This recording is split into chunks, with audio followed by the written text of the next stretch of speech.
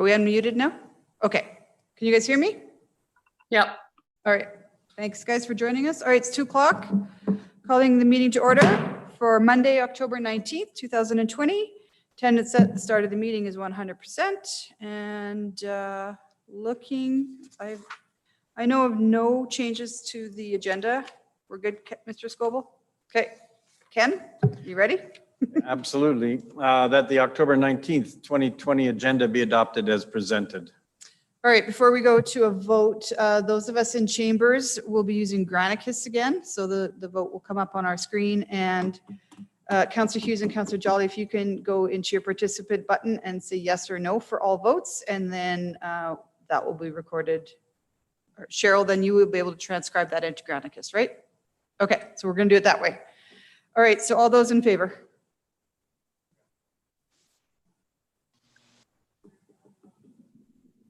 Councillor Mackay did it.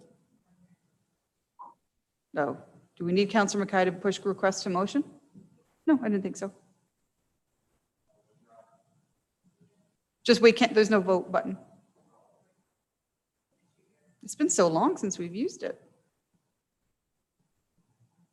I think Councillor Jolly and Councillor Hughes have voted.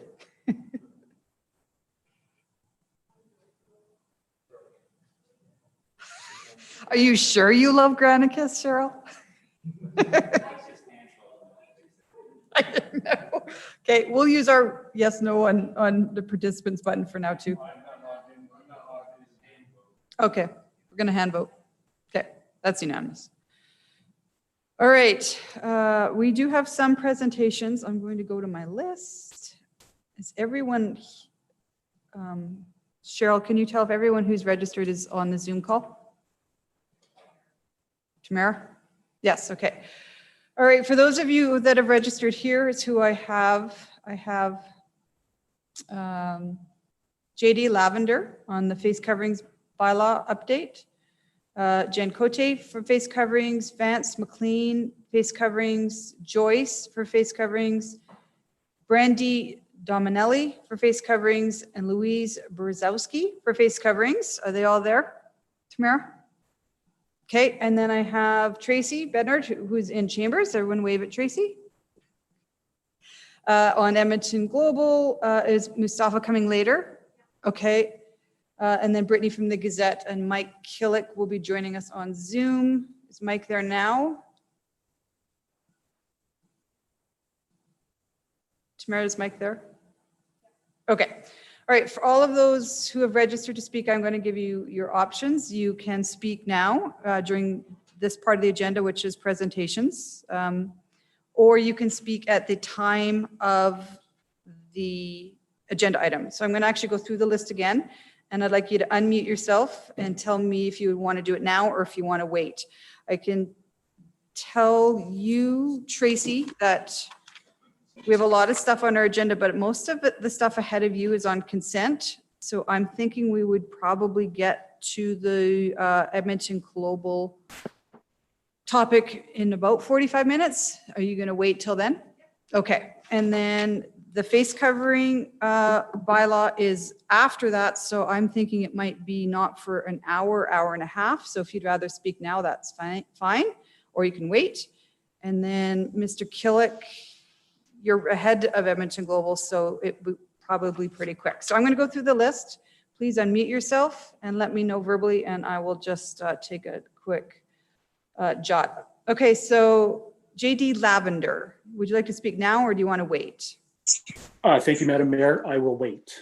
You'll wait, okay. Jen.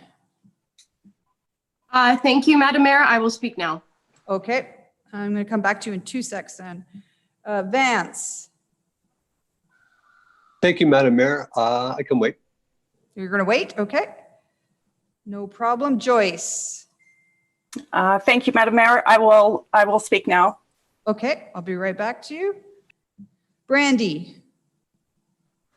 Thank you. I will wait. Wait, all right. And then I got Louise. Thank you, Madam Mayor. We're going to wait.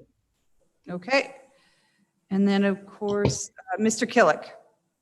I'd like to speak now. Thank you. Okay, I'll be right back to you. Okay, So Jen, you said you wanted to speak now, so your 5 minutes can start right now. Good afternoon, council members, Madam Mayor. I would like to start by noting that members in chamber appear to be without face masks. I also note that in place between members are plastic shields, which are ironically precisely what this council is proposing to remove as an acceptable COVID-19 transmission barrier. As you are not currently engaged in any activity that warrants exemption as per your own bylaw, eating, physical exercise, personal consultation, theatrical performance, I will assume you are exempt for valid physical or mental reasons. If this is not the case, surely you realize how terrible the optics are here. It begins to take on the haughty air of rules for thee, but not for me. Never a good look. It is with great disappointment that I find myself in front of this council again, after months of emails, correspondence, and presentations to council imploring them to exercise due diligence and conduct a fulsome review of data on the topic of face coverings. Here we are again, yet another meeting to discuss a bylaw that is symbolic in nature, as per your own omission. I suppose every elected official is deserving of a reminder that it is the people of this province that they work for, and it is our responsibility to provide the courtesy of signaling when we are fed up. Let the fine folks who speak in front of you today serve as that signal. It appears council has finally decided to acknowledge one recommendation of the Chief Medical Officer of Health in clarifying that a face shield should not be used as a substitute for a mask, even though it appears to pose a bit of a conundrum for your current work environment. Council's attention to provincial expert advice would be a monumental step in the right direction if the bylaw had basis in any recommendations found in public health guidance provided by our CMOH since the onset of COVID-19. At no point in time has there been a provincial recommendation that all people wear masks at all times while indoors. The most devastating aspect of this proposed amendment is that removing face shields as an acceptable face covering is severely punitive to those who are earnestly trying to comply. This council appears to be so dedicated to pandering to COVID-19 fear that it is willing to sweep the needs of every citizen who deals with other real-life health challenges under the rug. No thought has been given to those who spend 8 hours in an environment where they are forced to wear a mask in order to work. I can't say I'm surprised by this, as you, the lawmakers, don't seem to have similar mask requirements in your place of work. A question to council: how have our COVID-19 cases fared since the implementation of this symbolic bylaw? When will you complete your fundamental duty to consult with the residents of St. Albert to gauge actual public opinion on mandatory face coverings? This bylaw was passed on the assumption that a public poll that Mr. Jenke provided to you at your July 27th meeting of another municipality where residents thought masks were a good idea meant that St. Albert would feel the same. Our residents managed this pandemic fine for roughly 140 days before council decided to play parent. The case counts for the 71 days since the enactment of the bylaw speaks for itself. Your absolute distrust in your electors and the belief that they are not personally capable of making the best choices for their own safety will not be forgotten on election day. I encourage this council to remain in its jurisdictional lane and leave public health advice to our provincial experts. Again, council members, look around. You are without face masks and you are separated by plastic shields. Not only do I implore this council not to support the amendment on the table today, I implore you to repeal the bylaw in its entirety. Thank you. Thank you so much. Jen, is there any questions? Seeing none, I just want to make sure I've got the next person on the list. I think it was Joyce. You wanted to speak now? Yes, please. Thank you. Okay, thank you Thank you for the opportunity to discuss the mandatory mask bylaw. As a life skills coach who specializes in understanding and healing trauma, I would like to speak to the issue from a position of my expertise, from understanding the emotional root issues driving this topic. From the very beginning of this pandemic, understandably, there was a considerable amount of fear fueling the decisions around how to keep people safe and how to prevent the spread of the virus. But as I see it, fear is still dictating the decisions of many of our leaders, despite plenty of medical and science-based evidence that suggests we need not be as afraid or worried as we first thought. On one hand, Dr. Hinshaw declared that asymptomatic spreading of COVID among healthy people was very rare, yet on the other hand, she still recommends wearing masks. We are constantly bombarded with the fearful narrative that the number of cases is increasing, yet rarely do they report the death rate, which happens to be at 0.0006% here in Alberta, making the recovery rate over 99%. Virologists and immunologists tell us that a high case count in a society with a low death rate is actually a good thing. It means the virus is weakening as it infects the strongest and healthiest members of society. So Sweden is an excellent example of this. 0 deaths as of October 10th, even though they still have active cases. They also never wore masks or locked their society down. When we look at the mask wearing topic, there is information that asserts wearing mask is not only ineffective at preventing the spread of COVID, but the information suggests that masks cause harm to the untrained mask wearer. At the beginning of the pandemic, the WHO, along with Dr. Theresa Tam, told us masks weren't beneficial, but then reversed their position. As mentioned to you previously in my emails, Dr. Denis Rancourt, a researcher at the Ottawa University and member of the Ontario Civil Liberties Association, wrote the WHO asking them to revoke their mask wearing recommendation, explaining that a decade's worth of research before the pandemic proved mask wearing was not beneficial and harmful. Rancourt explained that after reviewing the new studies that supported mask wearing, he discovered that those studies were flawed. They were conducted without removing biases. So a decade's worth of science has proven that prolonged mask wearing amongst the untrained general public was not recommended, yet it continues to be recommended by our leaders. In addition to the science that confirms masks are ineffective and cause harm, the masking bylaws have been deemed unlawful by one of Canada's top constitutional lawyers, Rocco Galati, who has filed a statement of claim against the Canadian and Ontario governments. The only explanation that I can make for the inconsistent messages from our government leaders, for the dismissal of fact-based science and the disregard of our constitutional rights, is that fear has been allowed to remain unchecked. Our society is terrified of this virus, terrified of a second wave, and terrified of the non-mask wearers. The general manager at the Hudson's Bay and St. Albert Centre told me that he witnessed customers fighting with each other about masks. I have been discriminated against and have had my business and livelihood attacked because I don't wear a mask. Unrealistic fear and tension are causing division and hatred in this community, which will ultimately impact the overall quality of life in this city. Yet all of this can be averted by drawing on the fact-based science available to us, using it to override the unjustified fear and make logical decisions based in confidence and strength. As leaders in this community, you have been charged with this responsibility to lead from a position of confidence and strength rather than fear and worry. You are presented with two options. One is to move further into the fearful narrative and remove citizens' rights to wear a face shield, which will undoubtedly impact the ability of some to earn a living and will further elicit more fear and worry amongst the citizens of the society. Or you have the opportunity to push back against fear, undo this unlawful bylaw, and restore the peaceful and lighthearted environment we enjoyed in the past. Confident your decisions are supported by solid science-based facts. And although I understand how difficult it would be to push back against the fearful narrative, I believe that this is what true leadership is. It's doing what is right, not what is unpopular.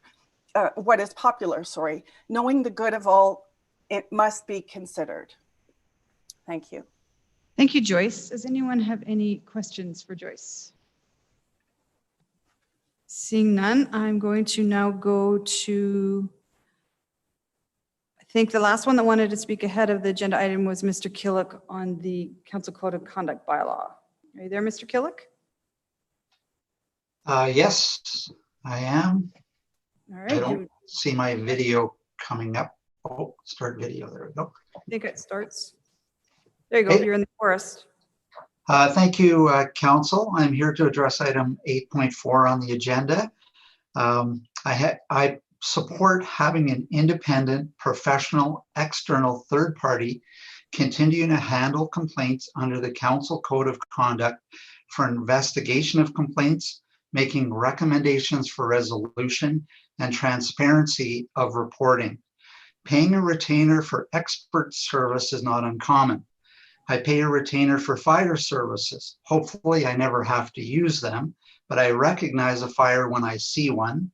I could try to put it out and handle it internally with a garden hose, but it is much better that if and when I need, I can call the experts to deal with it.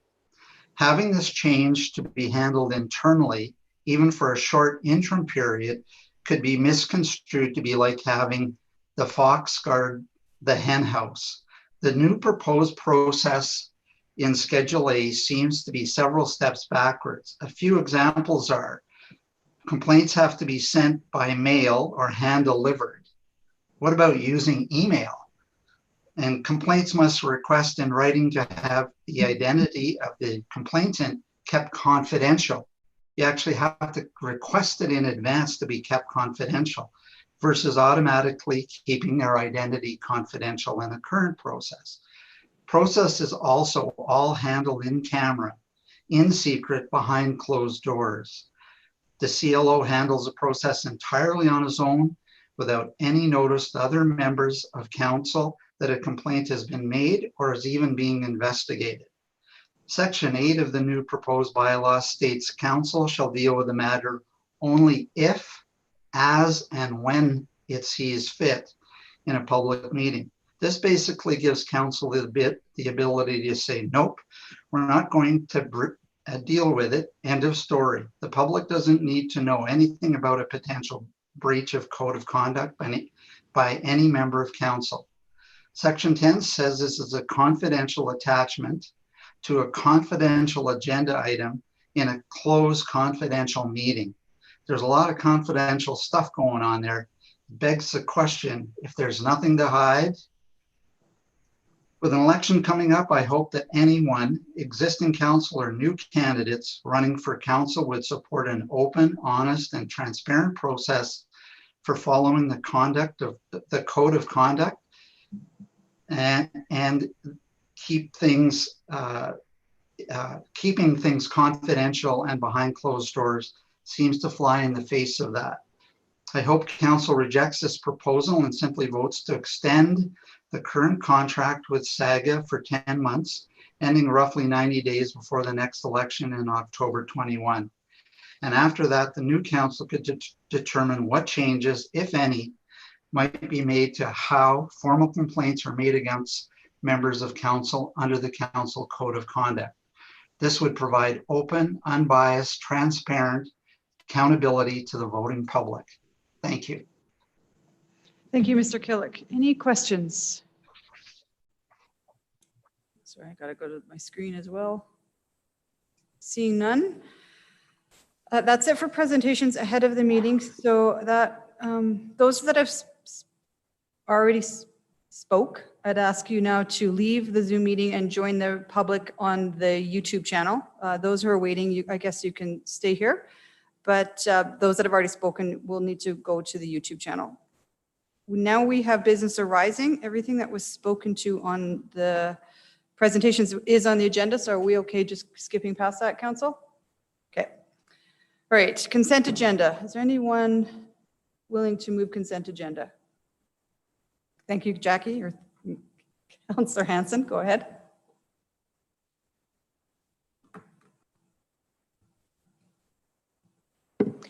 Thank you, Madam Mayor. That the recommendations in the following agenda report be approved. 6.1, regular council meeting minutes of October 5th, 2020. 7.1, Community Living Standing Committee draft minutes and agenda items from October 13th, 2020.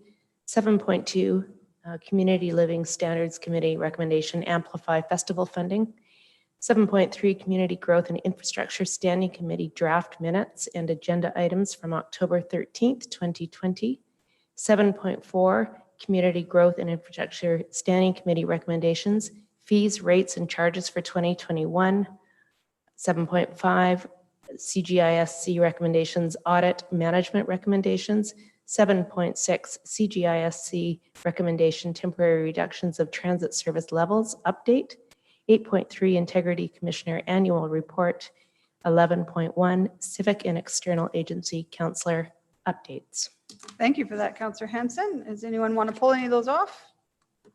Seeing none, I will call for the vote. Are we trying Granicus again, Cheryl? Oh, there we go.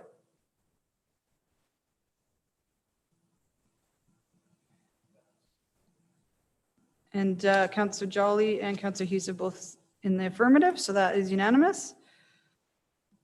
All right, moving on. Adoption of the minutes was just approved on consent. 7.1 was approved on consent. 7.2 was approved on consent, but I will read that motion in. So the motion was that the St. Albert Amplify Creative Youth Development Program be transitioned into community services regular cultural development work within the purview of the community culture coordinators, and that the budget motion PM 20084 approving separate project funding for the St. Albert Amplify Festival in the 2021 and 2022 budget years be rescinded. So that removes about $75,000 from those two budgets. That's good. Moving on, 7.3 was on consent. 7.4 was on consent, but I will read that one. It said, sorry, making it bigger so my eyes can see it. There you go. That the proposed fees, rates, and charges shown in the attachments entitled Fees, Rates, and Charges established by bylaw, Council Policy CIS-02 Fees, and Council Policy CFS-16 Fees and Charges to the October 13, 2020 agenda report titled for 2020 be received as information. We've set a deadline of noon on October 23rd, 2020 for council members to submit any requests for changes, and that the bylaw to amend the master rates bylaw and bylaw reference in Schedule 12 be presented to council for consideration of third readings on November 16th, 2020. Again, from the Community Growth and Infrastructure Committee, a recommendation that says that the audit management recommendations report be received as information. That was approved on consent. And finally, the last item out of that committee meeting was temporary reduction of transit service levels update. The committee recommends that we defer this conversation until, what was it? Till the budget is presented, yeah, and reviewed by council.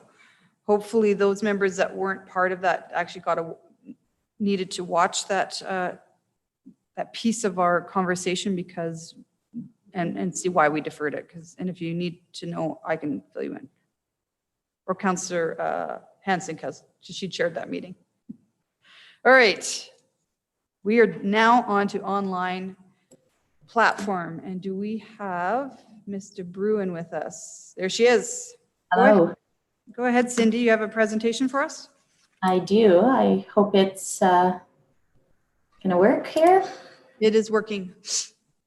Thank you. So good afternoon. I'm here today to just share a little bit of information about the city's new online engagement platform, which we're really excited to launch back on October 13th. We're joining many municipalities all over the country who are using more innovative ways to seek resident input. The software that provides this platform is called Bang the Table. And this tool will help provide public participation opportunities beyond our current activities. So this is, of course, especially timely with the impacts of the COVID-19 pandemic. And there are several ways to share information and provide feedback in one common place that is available for use 24/7. Can't tell if the slides don't seem to be moving from my end. Are they moving from yours? Yeah, we see yep, we saw it. Okay. Cindy, Perfect. can you go into slideshow presentation now? You're in all view. You're in the area that you can modify it. We can see all your speaking notes. Excellent. I'm not sure why it's giving me this hard time. I apologize.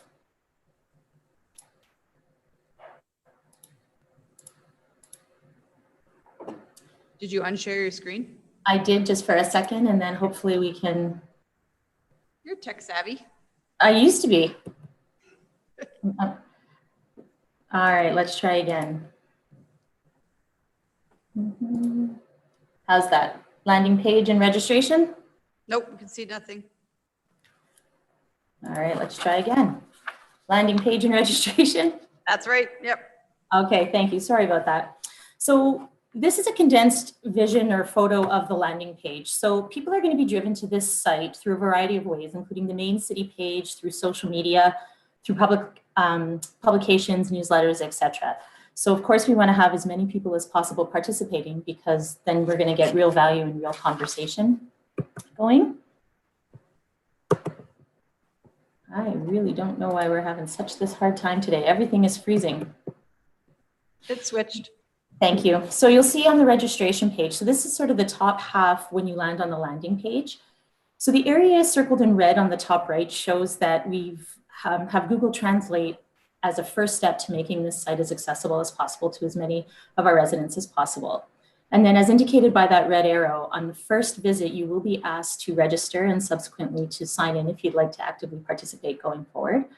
So by registering, this gives us an opportunity to collect basic demographic information. So we ask people to do an age category in 10-year spans, and we ask folks to enter their postal code. So this will just give us a general idea of what neighborhood folks are from. And your username that you decide is what is displayed publicly, and you can choose that, of course, accordingly. It's really important to note, and one of the features we find quite exciting is that Bang the Table moderates the site 24/7. And so they're ensuring that there's no abusive language, that the content submitted is relevant to the topic at hand. So really want to make sure that this is a safe and a friendly site for people to come and share a diverse array of opinions. So again, as I mentioned earlier, you must be signed in order to participate and comment on things. However, anybody can just go in and look and see what the comments have been made to date. So beneath that welcome and landing page, you'll find project pages, and this is where the various engagement can begin. So we've launched 4 inaugural sites, but we're currently working on 2 more to launch in the coming weeks, and then of course others will follow. And then on that landing page towards the bottom sort of third, I guess, there are some key dates, as well as the fine print, such as privacy and moderation policies, other terms and conditions, etc. So on a project page, what you'll find are 3 sort of key areas: the introduction, the engagement tools, and widgets, what we call widgets. So on the introduction, we'll have a related photo, a high-level description of the project, and then we can also include any videos and other media. So you'll notice here that on the budget introduction, we have, of course, general information, but as well as the video that Mayor Herron and Mr. Scoble had done, just regarding the budgeting for a new reality. So we try and put as much information to inform residents in terms of what's occurring. So the engagement tools, where everybody gets an opportunity to actively participate, are what's found under that introduction section. So there are 8 possible tools, a variety of open, mixed, and controlled ways that each project will use to engage residents. And people, depending on the project, will depend what engagement tool we use. And you just have to click on the tab in order to participate. So for example, open opportunities would be broad tools. So things like a forum where a question can be asked and people can provide their comments. And then other participants can show a like or dislike for the ideas posted. You'll notice the little thumbs up or thumbs down. You'll see links to different social media accounts. And in the top right corner, you'll also see a note that says alert moderator. So if somebody's on there and finds a comment offensive, they can alert the moderator who will be from Bang the Table, who will be able to come in and assess. So there's lots of different ways, and it's quite user-friendly and quite intuitive to use. Another opportunity to get open feedback is through an ideas board. So this is in essence almost a sticky note feature. So it's a virtual way where people can post their ideas or images for others to see, comment on, like or dislike. So this example is from our organics page, where someone has already indicated that they have a worm bin on the sticky in the top left diagram. So you'll see where it says, that the question is, share how you reduce organics waste at home. And then the bottom right image just demonstrates how easy it is to use. So if you click that you want to add a sticky, all you need to do is add your idea, a description. You have the option to upload an image. So again, a very interactive way for us to hear from residents so we can learn from each other. The third and potentially most interesting way to engage lots of feedback is through the Places feature.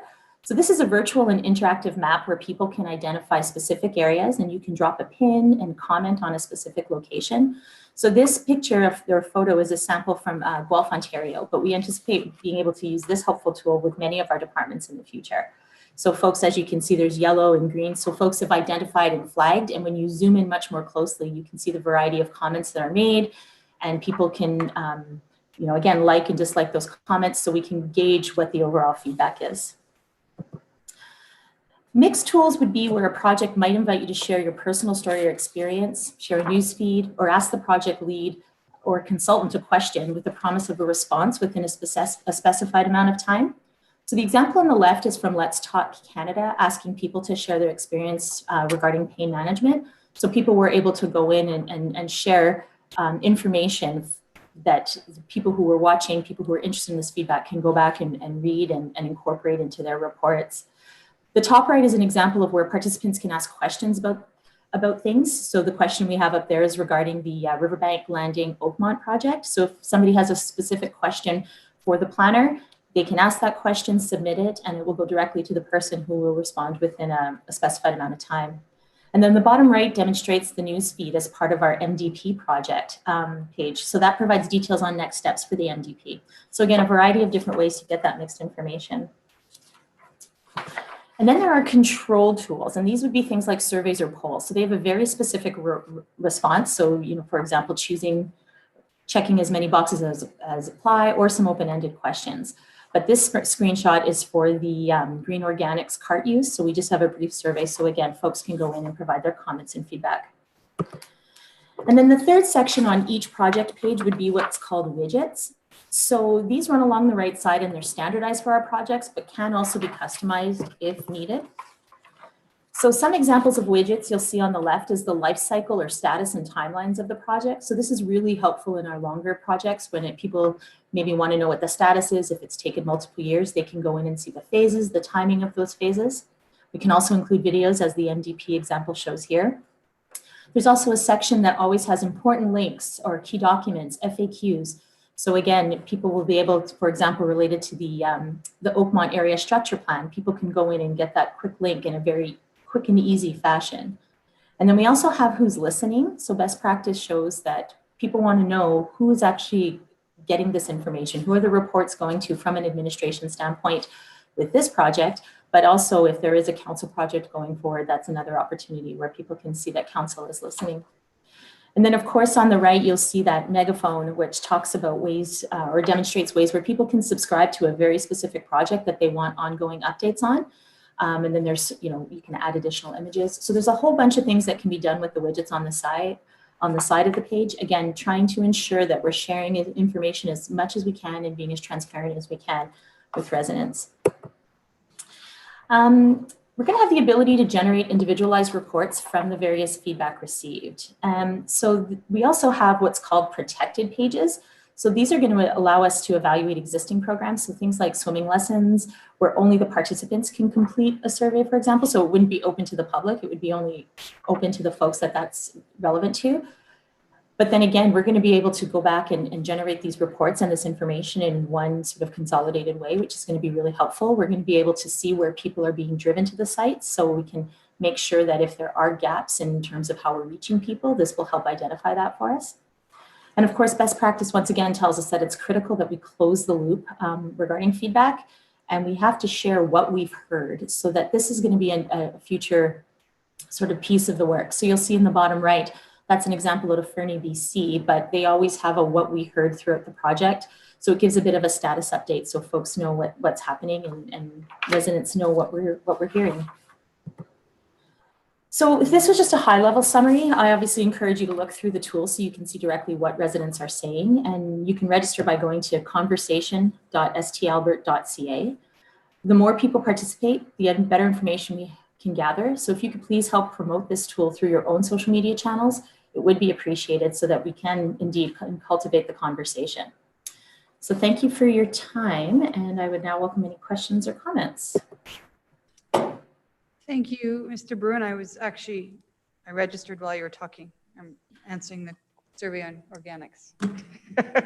It's very cool. So questions? Councillor Hanson?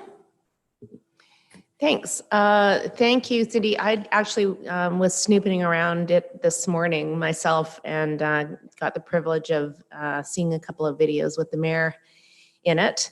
Very well done. So I think I like that it's animated. It's not just reading. There's visuals. In terms of reporting and evaluating, how long will it take, or how long would you wait before you created a report on any given item? Is it after a project's done? Is it all dependent on the project, and who kind of spearheads all of that?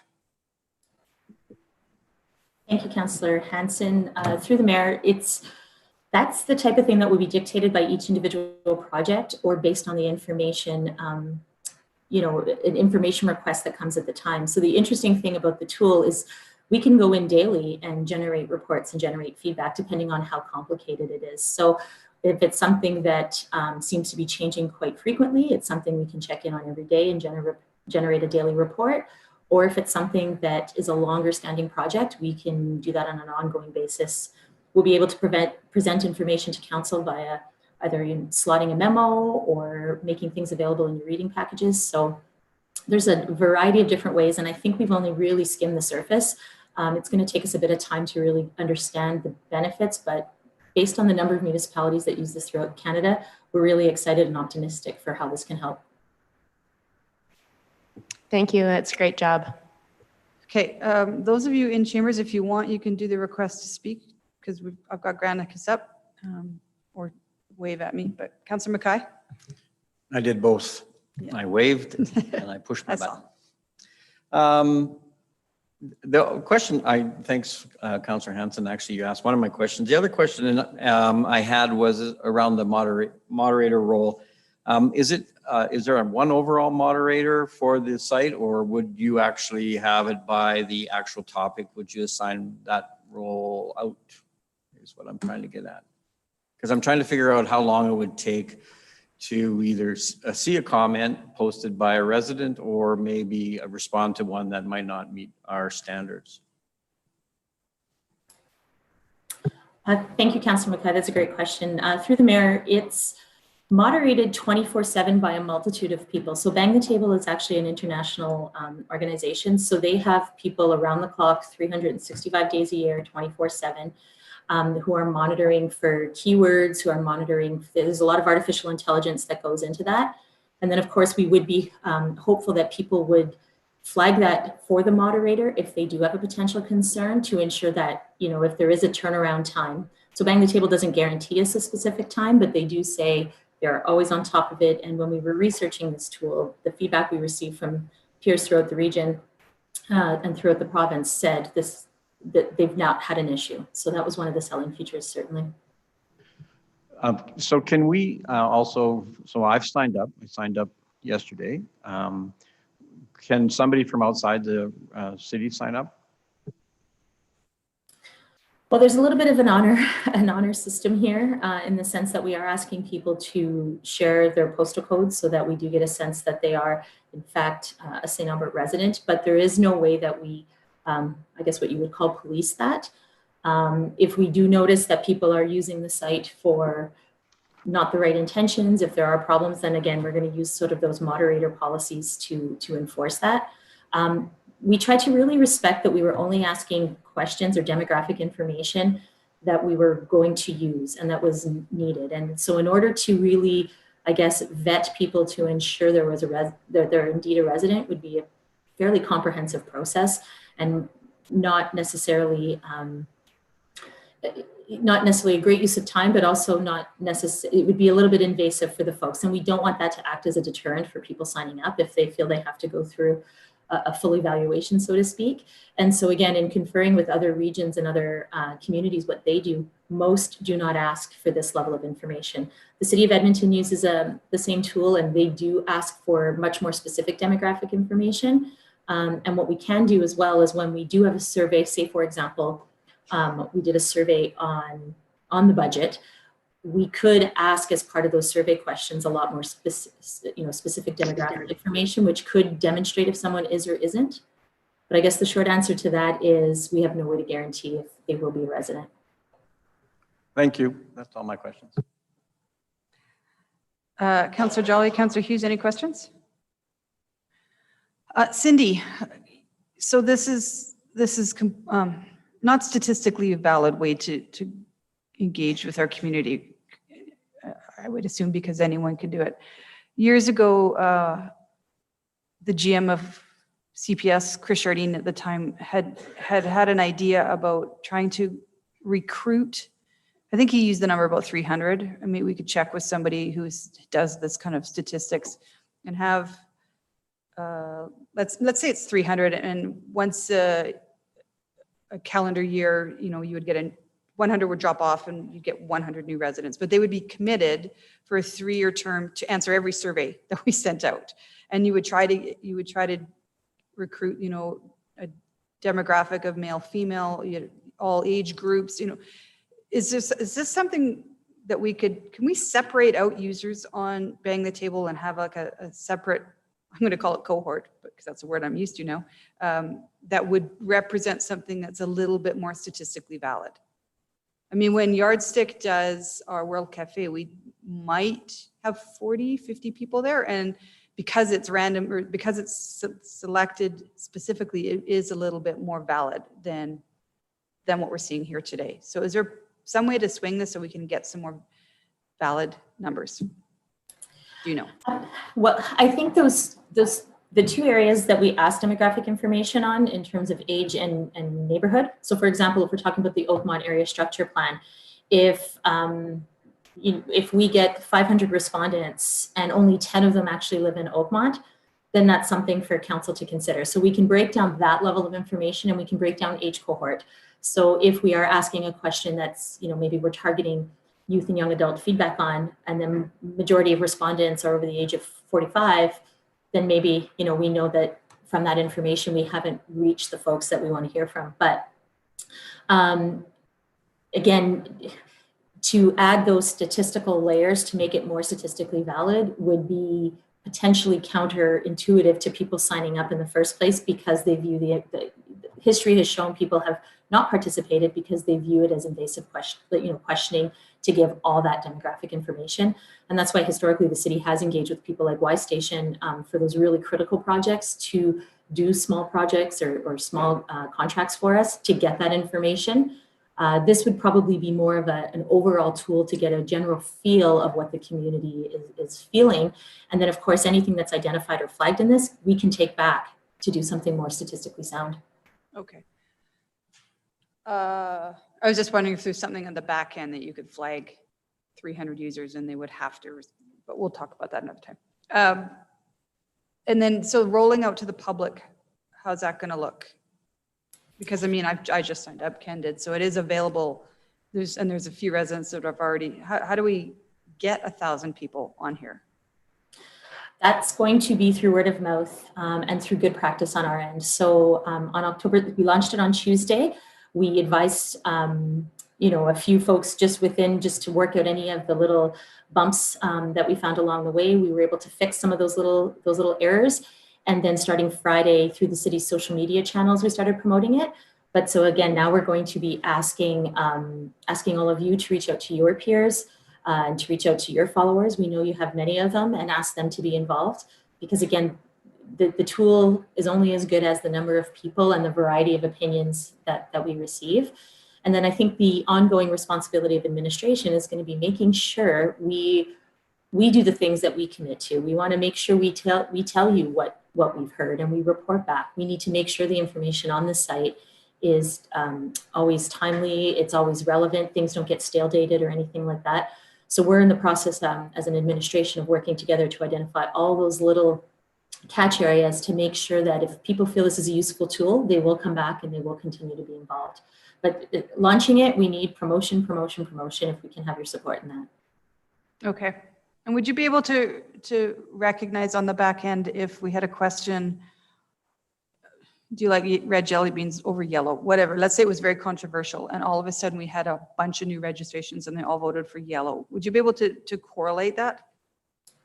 We do get information in terms of when they signed up, some background information. So that is something we can look into. And again, there's some really good best practices that have been learned from other municipalities to have said, okay, this was controversial. This is how you sort of filter through some of the information. And that's why we probably will still continue to keep this separate from some of the more statistically sound examples like through Y Station or Leger or other groups that you referred to. Awesome. All right, any more questions? I'm seeing none. Can somebody make a motion for me? I just did. Go ahead, Councillor Mackay. That council accept as information the PowerPoint presentation. I just gotta get used to this again, don't I? So I'll start at the beginning again. That council accept as information the PowerPoint presentation on the features and capabilities of the online public engagement platform called Bang the Table, called Cultivate the Conversation. All right, I accept that motion. Do you have anything to add? No, I think the questions answered some of the comments and thoughts. I think this is a fantastic new tool that we have to actually gauge and engage our residents, as we've heard. So I'm actually looking forward to the rollout, and I'm with everybody. I've already put it on my social media feed, so all two of them have now accessed it. Your wife and your son? I'm hoping theirs is bigger. Anyways, so but I'm really trusting council actually uses this tool, because I think there's some great opportunities for us to get some feedback as we move into our final year. So that's my only comment. That's awesome. Anyone else? Seeing none, I will call for the vote.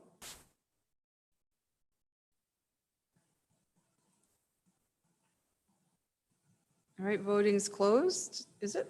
Okay, and that is, I'm assuming, unanimous. All right, thanks, guys. Thanks, Cindy. Looking forward to it. Financial scenarios, Ms. McGordy. I assume she's there. Yes, I'm here. Okay. Oh, there you're always here. I am always here. You have a presentation for us? I do, so I'm just gonna share my screen here.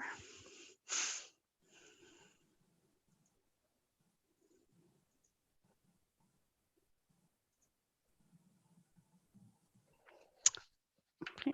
Can everybody see that? Yep, we sure can. Awesome. All right. So in early June, the province of Alberta announced the move to phase 2 of the provincial relaunch strategy to be effective June 12th of 2020. With this announcement came the news that recreation and cultural facilities and programs would be included within this stage. Administration immediately began developing a plan for the safe reopening of our facilities.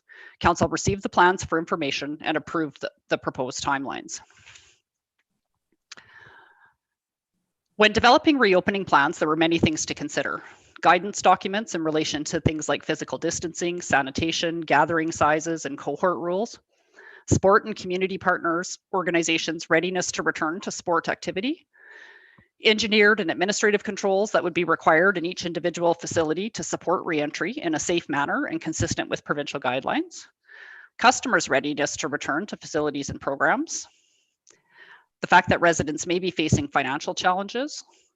Advertising and sponsorship revenues may be impacted due to the financial challenges facing many businesses.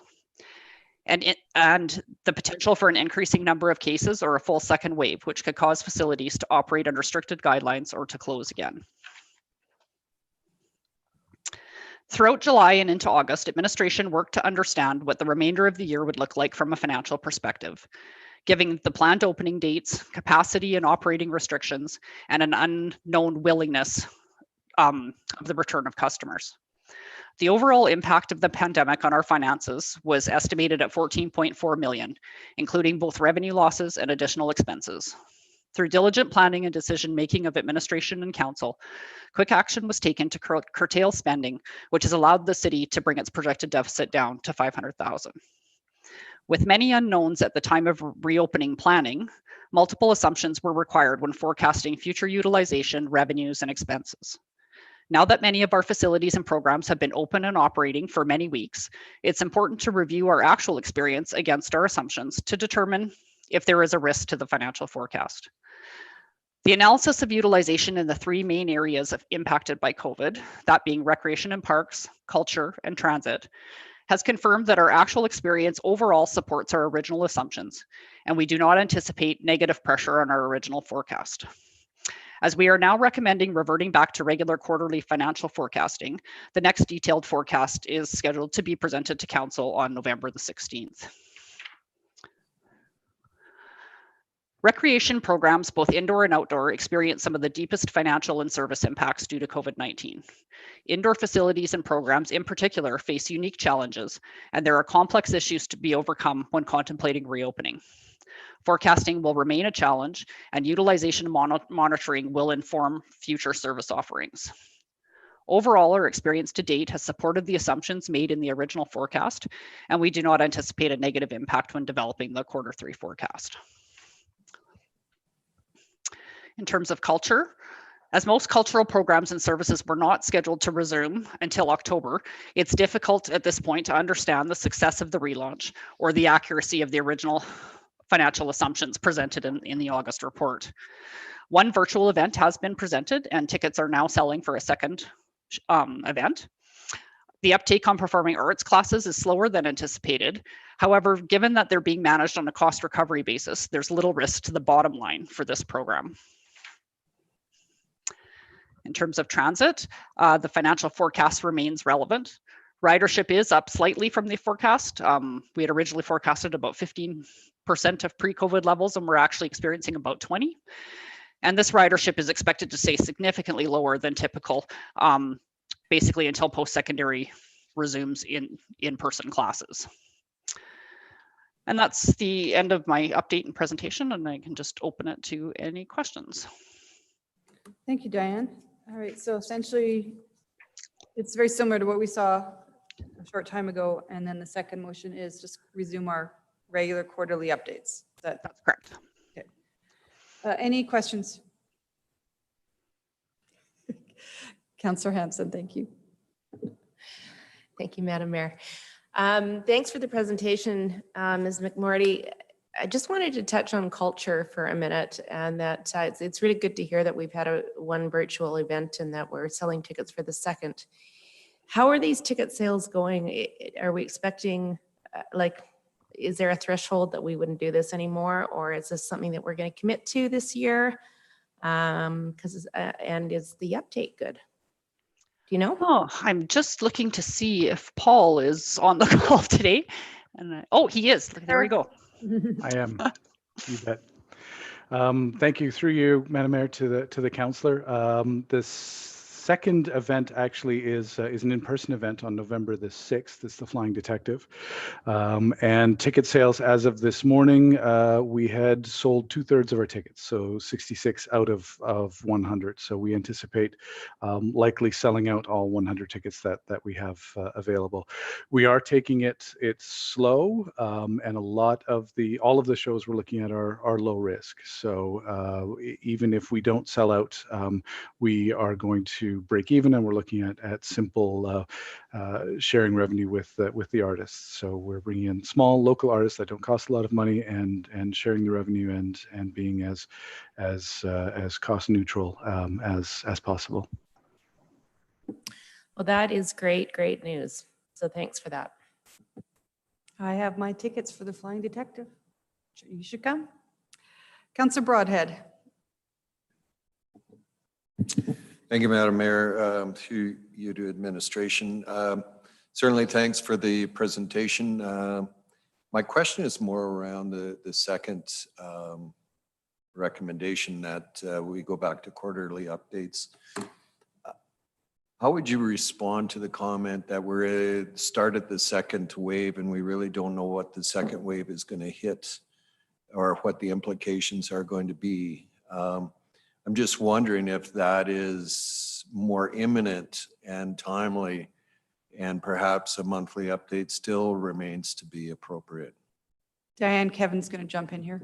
Okay. Thank you, through the chair. So initially when COVID started, there was a lot of unknowns, right? And the facilities were being mandated for closure by the province. We had to procure a lot of cleaning supplies and personal protective equipment. So our burn rate was really quite elevated in those first couple months. At this point, we're not seeing that sort of burn rate. It's much more predictable. I mean, if things were to degrade again and we were forced to close some facilities, then I guess we would probably update our financial updates. But at this point, we're very stable in our expenditures and most of it's over with. So. Okay, fair enough. Thank you. Awesome. Councillor Mackay. Thank you, Madam Mayor. I guess to question the administration, I'm not sure who would answer this best, but maybe Mr. Scobel. Out of the variances, was there anything that surprised you or anything that changed in relation to, or substantially changed in relation to what administration thought when they were going to go through their plans? Not particularly, no. I mean, I guess it's a positive case that that's probably really wrong, bad choice words. It's positive outcome that transit's a little higher than we were projecting. That has caught us a little bit, something we weren't anticipating, but I think that's a good news thing. So I mean, just looking at Woodlands Spray Park numbers, I mean, could some of that just be due to the weather as well too? I mean, in the number, I mean, I guess we did have limited numbers, but I mean, we didn't have a real great summer either. Would that be possible as to explain some of the variance in the numbers?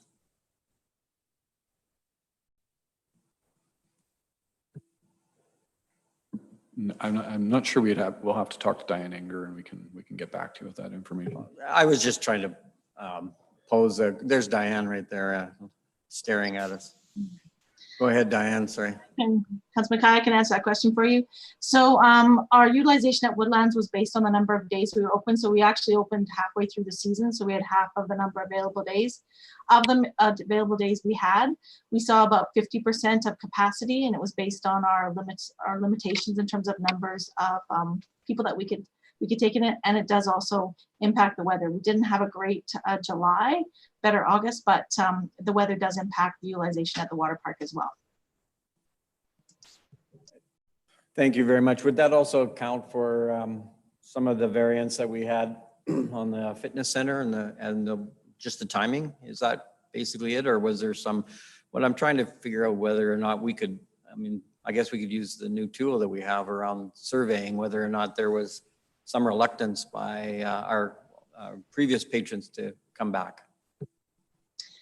So thanks for the question, Councilor Mackay. So the report was based on our data to September 8th. So since that date, we have been tracking our data daily and significantly looking at where we're at. We've seen continuous increase in our utilization. So the fitness center started off a little bit low as it was July. It was still pretty nice out. What we've seen in September is a stronger uptake. We've seen a 60% of our membership has returned to Service Place, which is a really strong number. We've seen utilization trending as we had forecasted in terms of our day admissions, both at Fountain Park and at Service Place. We've seen our program registrations are continuing to increase. They are a bit slower than, well, they are what we forecast, about 25 or 30% of what we had prior to the same time last year. But that is what we forecasted. We're seeing that it's taking people a little bit longer to feel comfortable coming back to programs, but people are feeling comfortable coming back to the facility for swimming or fitness. So we've seen increases week over week in our facilities, which is quite strong. Thank you very much. Thank you. Councillor Broadhead, you want to make a motion? Does anyone else have any questions? Seeing none, go ahead. Thank you, Madam Mayor.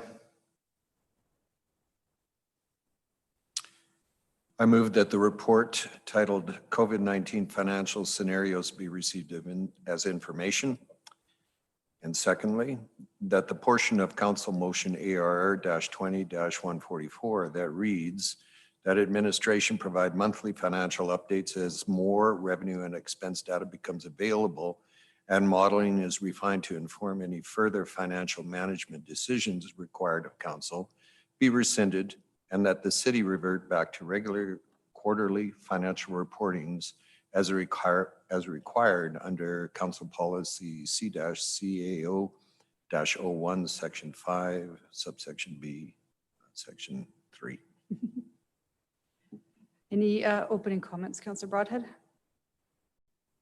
Well, Madam Mayor, I certainly appreciate the ongoing financial updates as the impact of COVID-19 has rolled out over the last 6 months.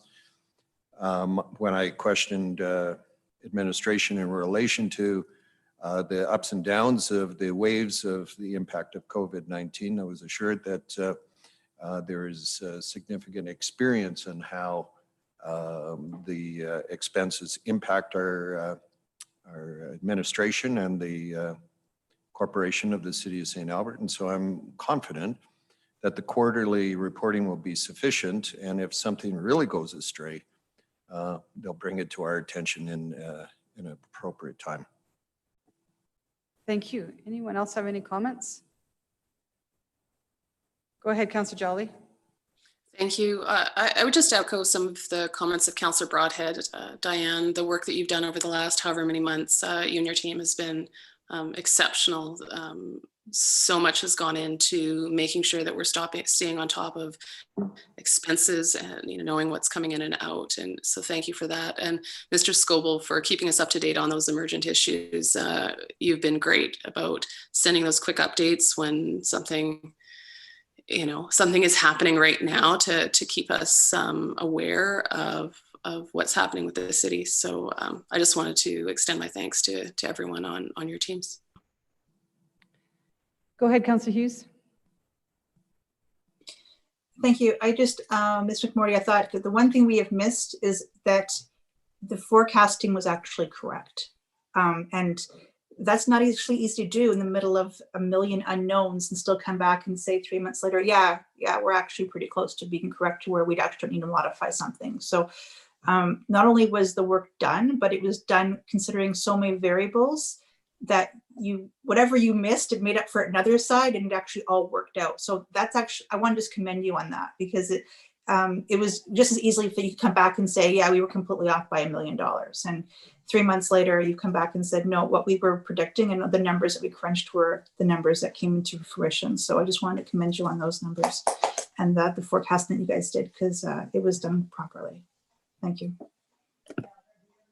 Well said, both Councillor Jolly and Councillor Hughes. And I'll just say I liked the conservative approach we took on a lot of the forecasting, so we could be prepared. I think I'll adjust this to Mr. Scoble because it means that it goes to your entire staff. But we were sitting with a consultant recently who mentioned that St. Albert is in an enviable position because we were so well prepared, and to take it from $14+ million of deficit down to $500,000 is something that many municipalities in Alberta, and probably even in Canada, would be very envious of. So that goes to your entire staff. Councillor Broadhead to close. Nothing further, Madam Mayor. Call for the vote.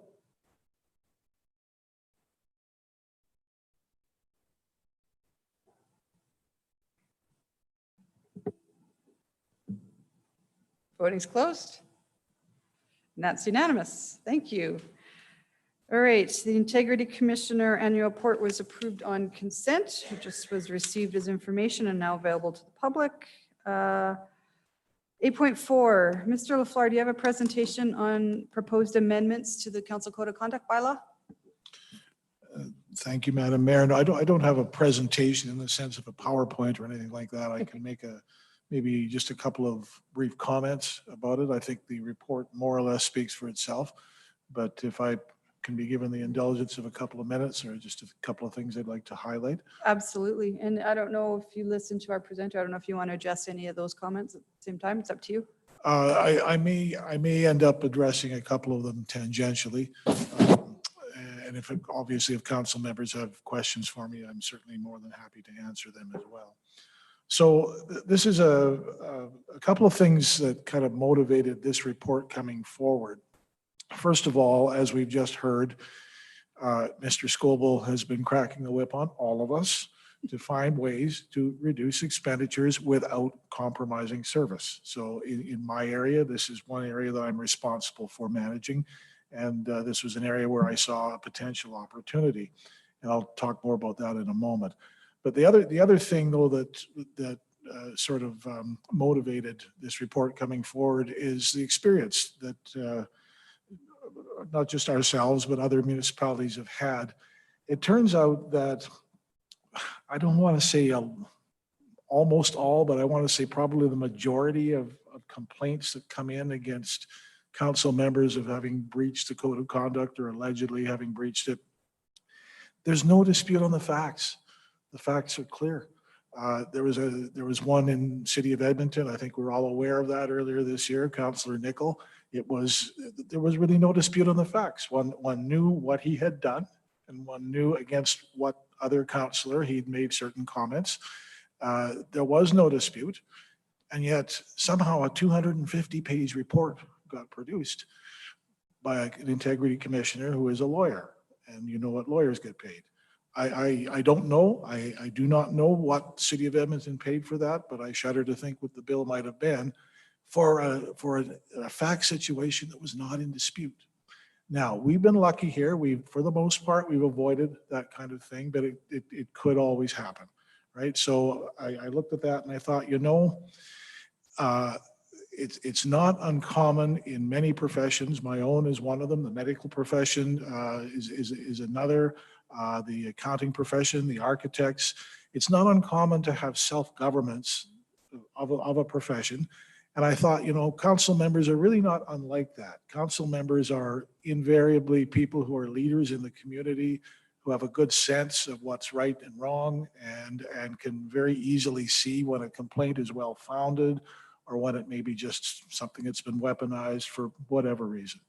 So I felt that if we have a situation where there is no dispute on the facts, why not just quickly get it to council and let council make a determination? If there is a dispute, and sometimes there will be, I have no problem with hiring a qualified investigator to look into it and make recommendations as to what you should find as facts. But if there's no dispute on the facts, it just seems to me that who is in a better position to judge than council members, what the nature of the alleged behavior. Is it a breach? Is it not? And if so, is it a serious one? Is it a trivial one? I don't think anyone is in a better position than council members themselves to do that. Now, I did hear comments, and I have to say I had some thoughts in preparing this report about should everything that comes in, should every complaint that comes in just immediately go to an open council meeting?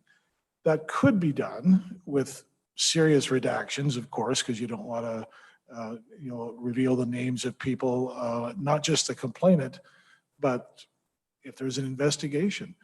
People who are part of an investigation may not necessarily want their names to be in the public, that they gave this evidence or that evidence.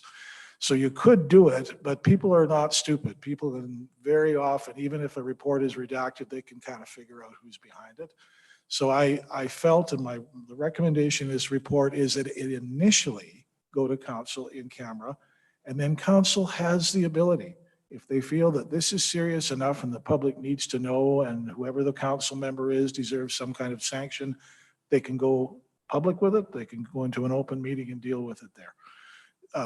So again, that comment was made that it's in camera. It's initially in camera, yes, but again, this relies on the good sense, the common sense, and above all, the civic responsibility of council members to go public when you need to. If it's serious, I would trust that you would do that.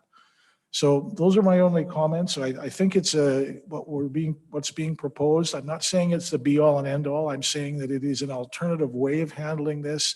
We are recommending that it be done only for a relatively temporary period of time, just to get us past the next election. And then every council is different. If the next council feels that they want to go back to either the current method or even some other method, they can do that. But I'm suggesting it's worth a try. You know, is it a lot of money that you would save? No, but we're in a situation now where every cent we can save is important. And will you sacrifice the public interest? I don't believe you will. I believe that this methodology safeguards the public interest and certainly it complies with the act and the regulation. So that's all that I have. If anyone has questions. Thank you. I think that's important to point out again that it does comply with the MGA. Absolutely does.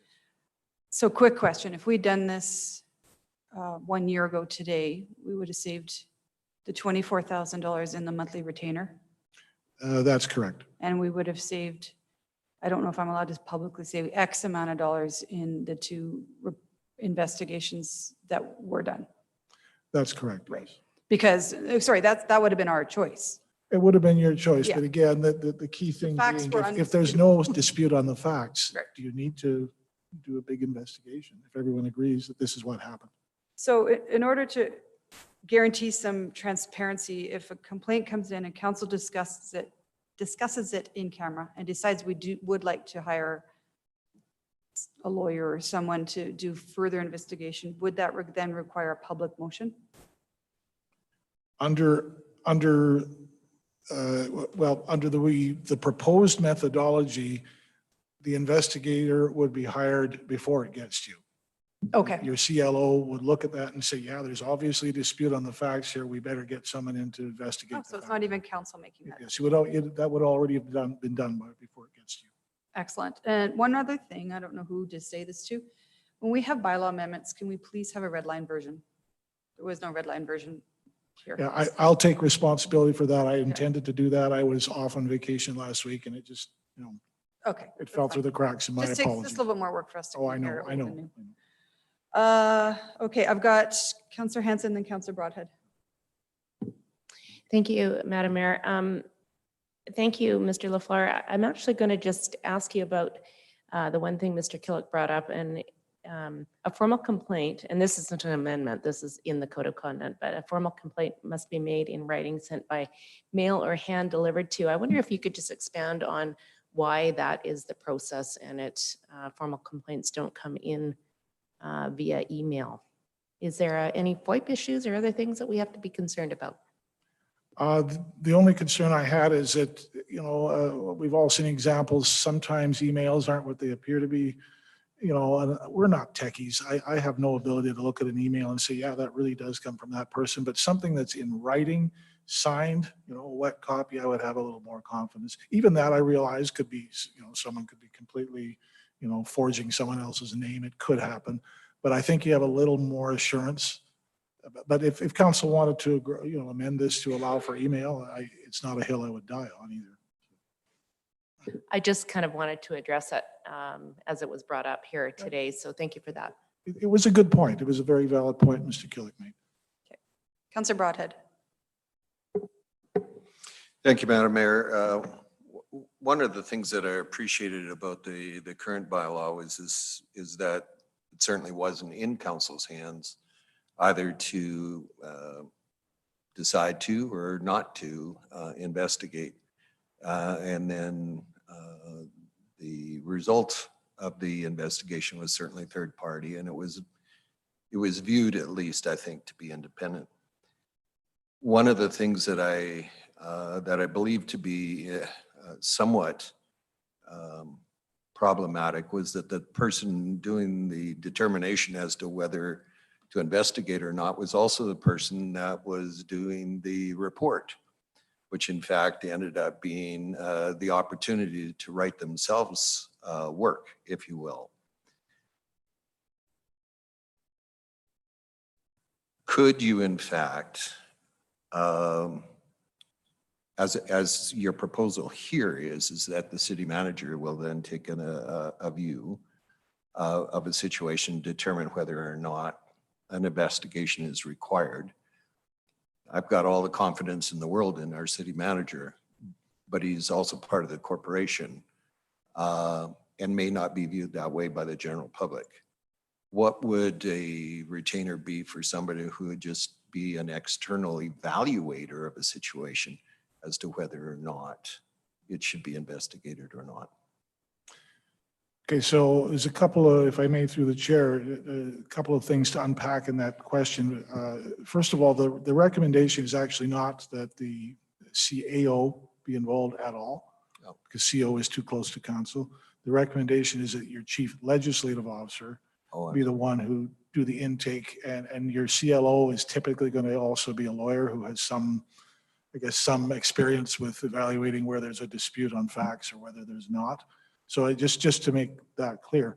But I guess the other part of the question through the chair to Councillor Broadhead is, could you have someone on retainer for anything that might come in? And yes, you could, but that's what you've got now. That's really what you've got now. Someone who, if a complaint comes in, decides, okay, do we need an investigation? Do we not? And, you know, so again, as I've said before, it's not to suggest that the status quo is necessarily broken. I think there's a risk in it. I think we saw that risk in the Edmonton case, and a couple of other municipalities that have spoken with me confidentially have said, you know, that they were worried about that as well. So I guess that's the way I would respond, is that if you have someone that you're paying to be on standby to do this initial screening, I don't think that's a lot different from what you have now. It is somewhat different, but it's more similar to what you have now than to what's being proposed. Yeah. Yeah, I agree. It's just, I'm wondering what the value of independence is worth to the city. Yeah. And I guess that's council's decision, right? Well, if I may also, it's important to recognize that in what's being proposed here, if there is a discrepancy or dispute on the facts, at that point, nobody in the administration touches it. It's referred out, and you have your independent third party who does whatever investigation is required and comes back and says, here are the facts that I found. So there is that independence there. It would come to council if there is no dispute on the facts. And, you know, I guess I won't repeat what I said about that before. I think you're in a real good position.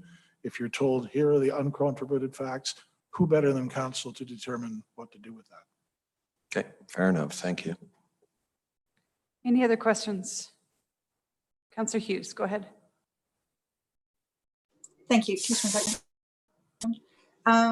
So just a quick question, Mr. LaFleur. So let's say that in your opinion, the facts are not in dispute, but in the councillor's position or one of them, they believe it is in dispute. So they disagree with your assessment of the situation.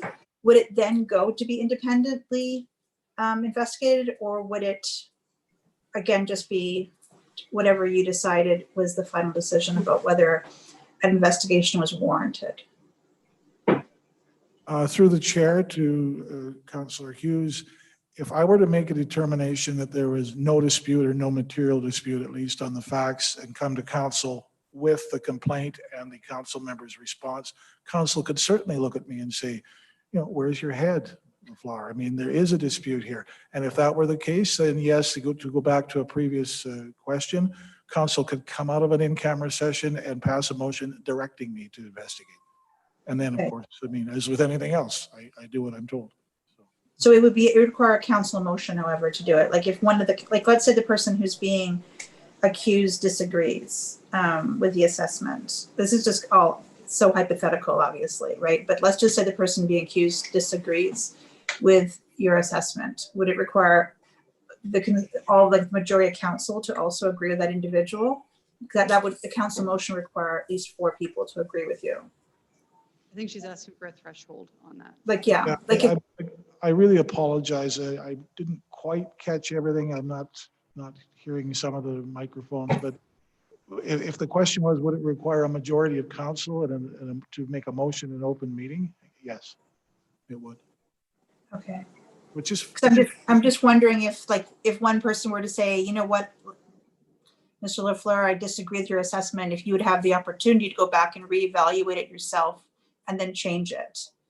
But you're saying that once you make your determination, then it requires a motion of council to override that. Is that correct? but that's, again, through the chair, that's certainly the way I would handle it if I'm in this position, because, you know, I have fairly good confidence in my ability to determine if there is a dispute.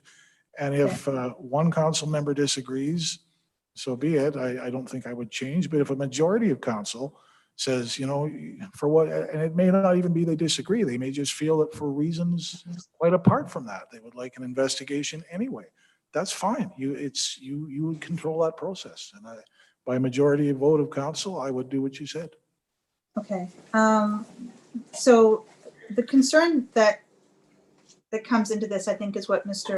Killick might have alluded to, would just be the concern about a lack of accountability or the ability for favoritism for specific council members to perhaps, have issues just simply not investigated because enough on council believe it's fine or like that person more than another person if they were accused of the same item.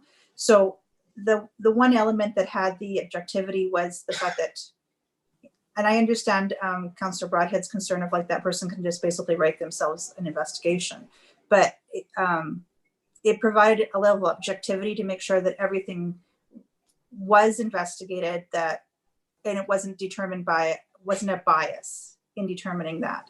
So I'm just wondering, what would you say to that if someone's asking us, like, how can we actually assure that favoritism isn't going to be occurring here, and that issues, and I'm hoping to God that no issues come up ever again, certainly not for us as council, but if an issue were to come up, how can we assure the public that favoritism is not occurring when we're making decisions about this? Again, I have to apologize. I didn't quite clearly hear the question, but I did hear the word favoritism. How can we be sure there wouldn't be favoritism? Yes. Yeah. How could we assure that council's not making decisions based on favoritism and that there is still an objectivity in the decision-making process, both about the investigation and about any type of sanctions or lack thereof? Well, through the chair, I don't know that I or anyone else could ever guarantee that council will always act, perfectly in every case. We do know that council has a duty under that code of conduct, the very code against which there might have been a complaint. Council as a whole has a duty under that code of conduct to uphold the highest ethical standards. And that would be totally inconsistent with favoritism to anyone. So that's the best answer I can give you. We trust our council members as a body, even if one might stray once in a while. As a body, we trust our council members to act ethically and honorably. The last question I have is, if council at any time decide to impose sanctions, would then the fact that they did impose sanctions then become public, or would that also have the opportunity to remain confidential if council chose to have it that way? No, again, through the chair, I'm glad you asked that question. It's important that anyone listening understand if council feels that the behavior that prompted a complaint is serious enough to warrant sanctions, and there's a whole range of sanctions, as you all know, in the act and in the bylaw. If they feel it's serious enough to warrant sanctions, that has to happen publicly. It has to be a public rebuke of the member who violated the code. And if the individual disagreed with the sanctions that council had, there's really nothing to appeal it, is there? No, there is no method of appeal. Okay. And but I think that hasn't changed, right? That was not changed in the bylaw. That's consistent right now, right? Yeah, that's what I've just said, is that's under the act, right? There's no mechanism under the act for an appeal. If council decides to impose sanctions, that's the end of it. Right. And well, I'm just saying that okay, no, that's fine. That's fine. Thank you. That's all the questions I have. All right, any more questions? Councillor Jolly, you're good? Okay. And then I'll go to Councillor Mackay. Yeah, I'll be quick. I just wanted further clarification in relation to something that came up earlier in questioning. It's relating to bullet number 5. And really, you're asking us to, if we approve this today, we would basically not have an integrity commissioner for 10 months approximately. And then it would be up to a new council whether or not they wanted to move forward in relation to another bylaw or bring back the integrity commissioner. Through the chair, I believe it's actually 17 months, but just to get us comfortably past the next election and into the first quarter of the new year after that. Good thing I wasn't in charge of the finances around the COVID-19. If Diane wants to redo my math, she can, but I think it's 17. Anyways, I guess my point is around the clarification, specifically around the timeline. It really was, okay, 17 months. All right, thank you. All right, I see no more questions.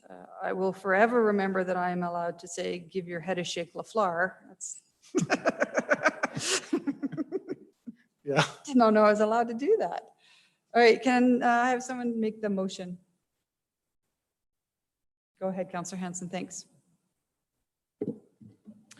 That the bylaw 39/2020, a bylaw to amend the Integrity Commissioner bylaw and the Council Code of Conduct bylaw be read a first time. Thank you for that. Any opening comments? I think we've discussed everything that we need to. I'm okay. All right, anyone else? Go ahead, Councillor Broadhead. Thank you, Madam Mayor. I believe in reading through this, it's not that we don't have a bylaw, it's just an amended bylaw in our process for the next 17 months. That's correct. So, so if things go astray, there is in fact a process whereby an integrity commission could be called into action here in the city of St. Albert, correct? That's absolutely correct, through the chair. If this doesn't work out, council could at any time reactivate the Integrity Commissioner bylaw and appoint one. Fair enough, thank you. Anyone else wanting to speak? Go ahead, Councillor Jolly. Thank you. I hope a few more people will pitch in on debate here. I'm on the fence about how to vote on these changes. I know, I think kind of alluding to some of the comments that Councillor Hughes made, I know how heated it can get when councillors misstep, and I don't want this council to be put, or the next council to be put in a position where they have to potentially risk relationships because we are the decision makers in these cases. So as of now, I don't know how I'm going to vote. I might change between first and third readings. So I would love to see, or love to hear other thoughts on this. Thank you. Go ahead, Councillor Mackay, you're up next. Thanks. I'm not sure. Yeah, I'll be happy to weigh in relation to this because I come from a previous occupation where oversight was critical. And as you can obviously tell in the last 18, 24 months, it's even become more of a hot button issue, and it should be. And it gives rise to a situation around open and transparency that's been brought up earlier. And it goes to that great case law from the early 20s around conflict of interest, where it's not only must justice be done, it must be seen to be done as well. And so that's the one thing that I like about having an integrity commissioner or even a referee, if I can maybe jump into Councillor Jolly's concerns in the sense of having somebody that's separate and can basically have a completely independent lens on this. And I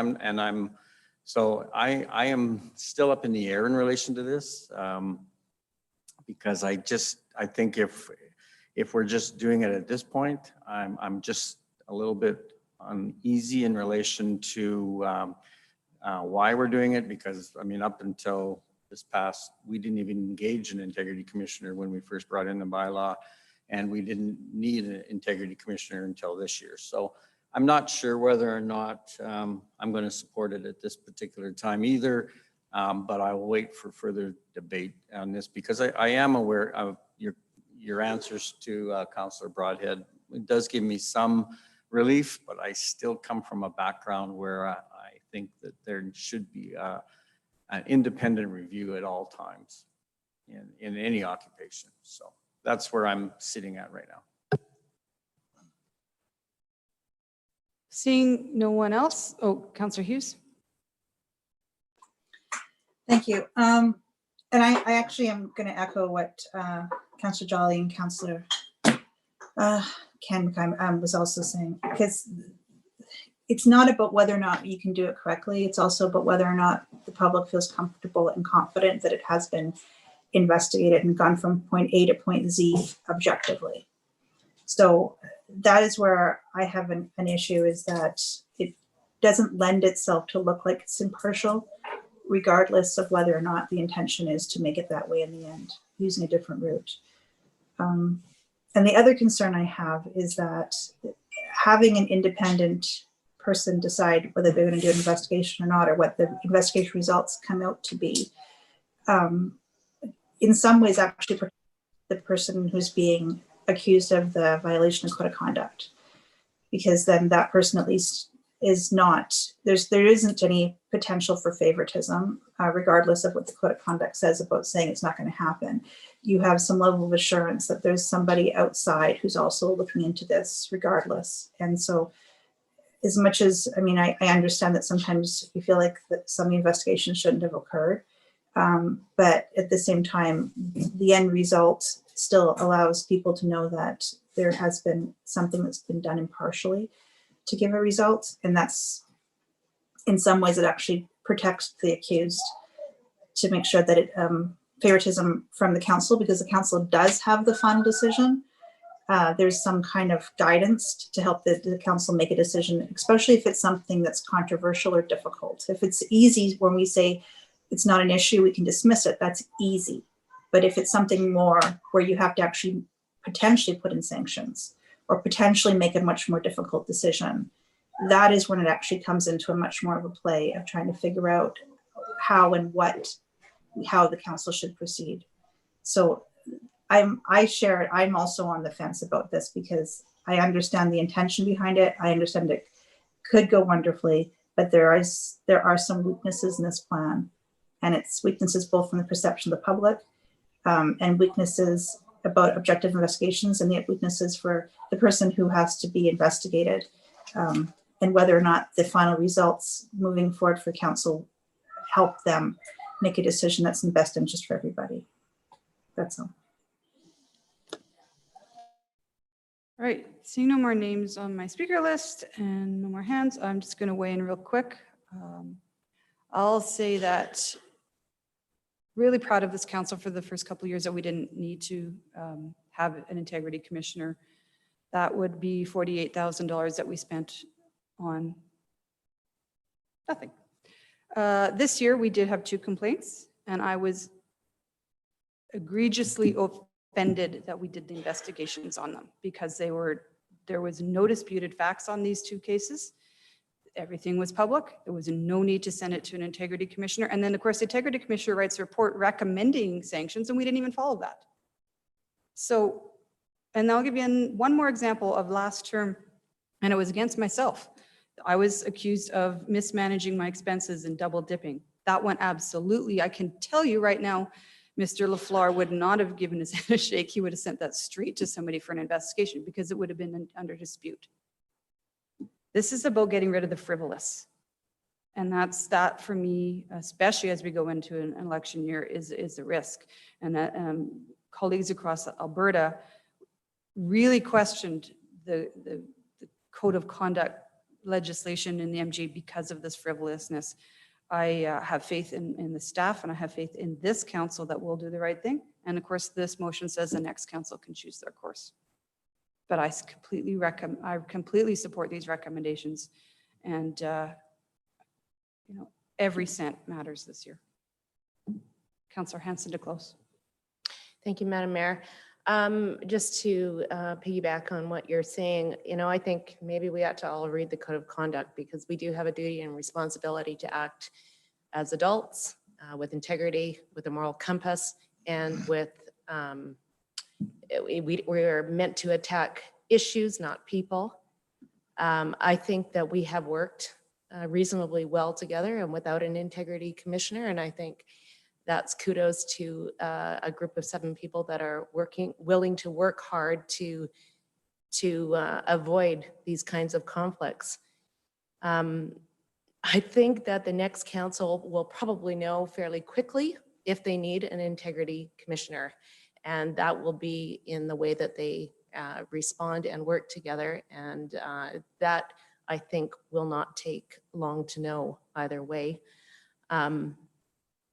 And I think that we're spending, we spent $48,000 on basically nothing. And again, I agree with the mayor on the investigations that actually did take place this year shouldn't have been investigated. And I think that we can't be working on a what if scenario. What if this happens? What if that happens?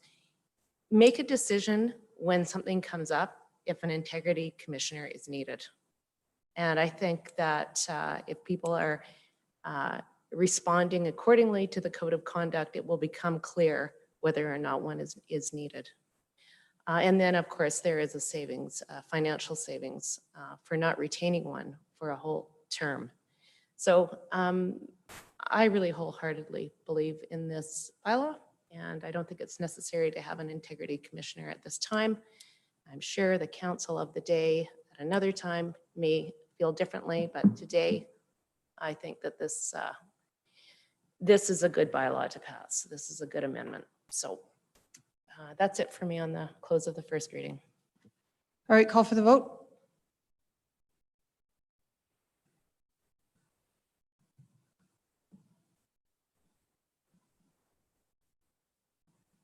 Voting's closed.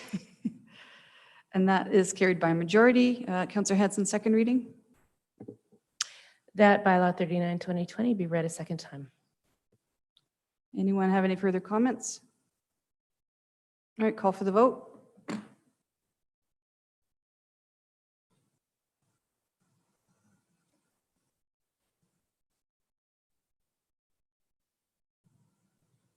Voting's closed. That passes by majority. Councillor Broadhead, thank you. Unanimous consent. I move that unanimous consent be given for consideration of third reading of bylaw 39/2020. Thank you. Calling for that vote.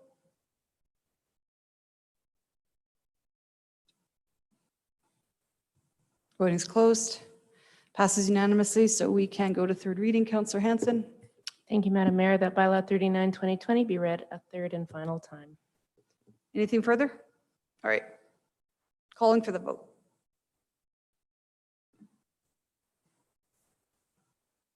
Voting's closed. Passes by majority. All right, thank you. Mayor Herron, would you mind just letting us know how that vote went? We can't see. Oh, sorry, it's 6-1 with Councillor Mackay opposed. Thank you. Oh, yeah, you're right, because we can see it on Organicus. I will do that from now on. Apologize. And then, of course, Councillor Hanson, there's a fifth one there. Yes, thank you. That the process for dealing with formal complaints against a council member under the council code of conduct be discussed at the first annual strategic planning meeting of the council to be elected in October 2021. Okay, anything further on that? Calling for the vote.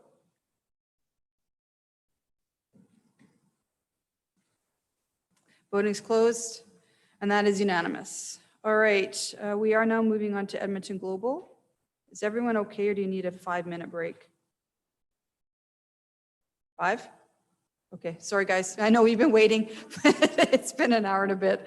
We'll take 10 minutes. It's 3:38. We'll come back at 3:48. Between 3:48 and 3:50.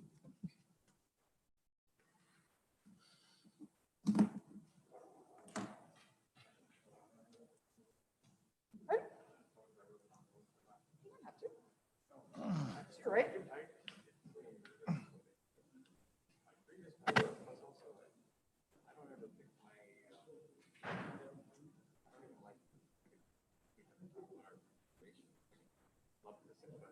I think as that's why I tried to give an example.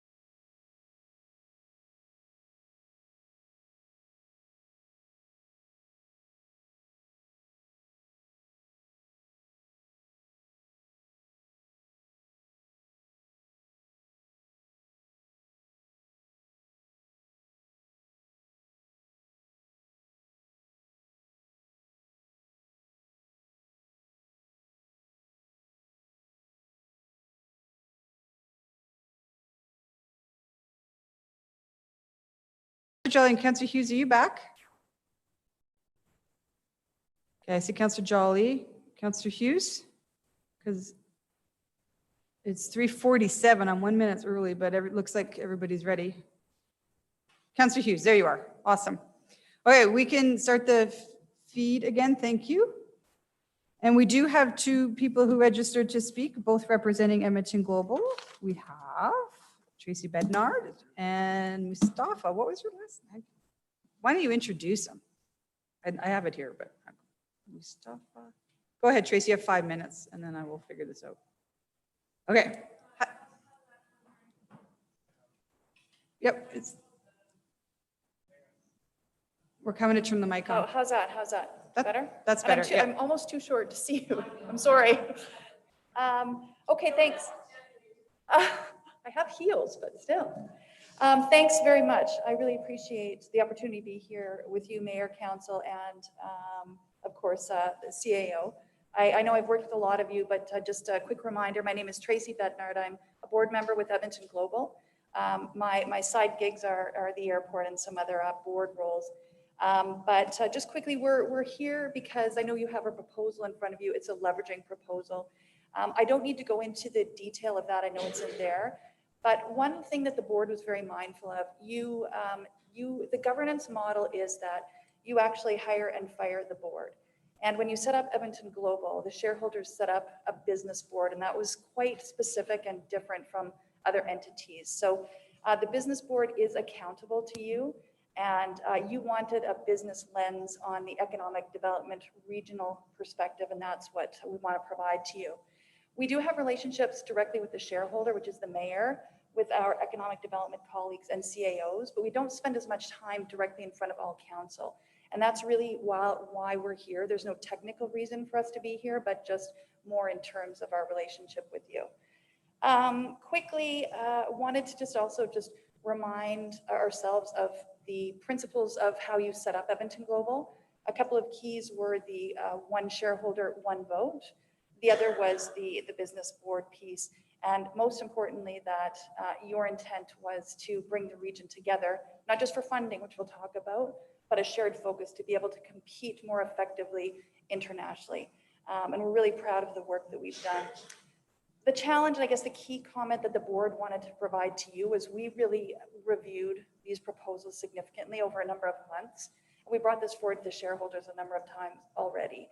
As business leaders, each one of the board was really cognizant of the poor timing, really. We wouldn't have picked this timing. Having said that, we do have extra dollars on the table and the opportunity to leverage those dollars. And this will make us more competitive globally and sets us, for example, in the league of other economic development entities. So as an example, our colleagues in Calgary have an $8 million group. They also have a $100 million matching fund. So this helps to put us in that realm. One other point that I wanted to make was when we had talked to our shareholders, they had asked us to be clear, the board to be clearer on accountability, how we are accountable to you, and specifically what we'll deliver. And so we have some of that commentary in the package that you have. And I know Mustafa will reference a few specifics as well, and we can talk about more in Q&A if we want to do that. The other, I think, principle that we heard back from you, from the CAOs specifically, from the mayors and from the economic development colleagues in the region, was although in principle, everyone really understood the idea of leveraging dollars. If we can all pool our dollars, that allows us to seek additional provincial and federal funding, but that the timing was very difficult and there was a real reality for each of the municipalities. So the adjusted proposal that the Edmonton Global Board is recommending includes flexible timing with payments and recognizing that while we all may have the intent to pool money, we would work with each individual municipality relative to their budget and their schedule and determine payment plans that was more reasonable considering the environment that we're in. I think that's really the summary without getting into the details. We'd be happy to take Q&A.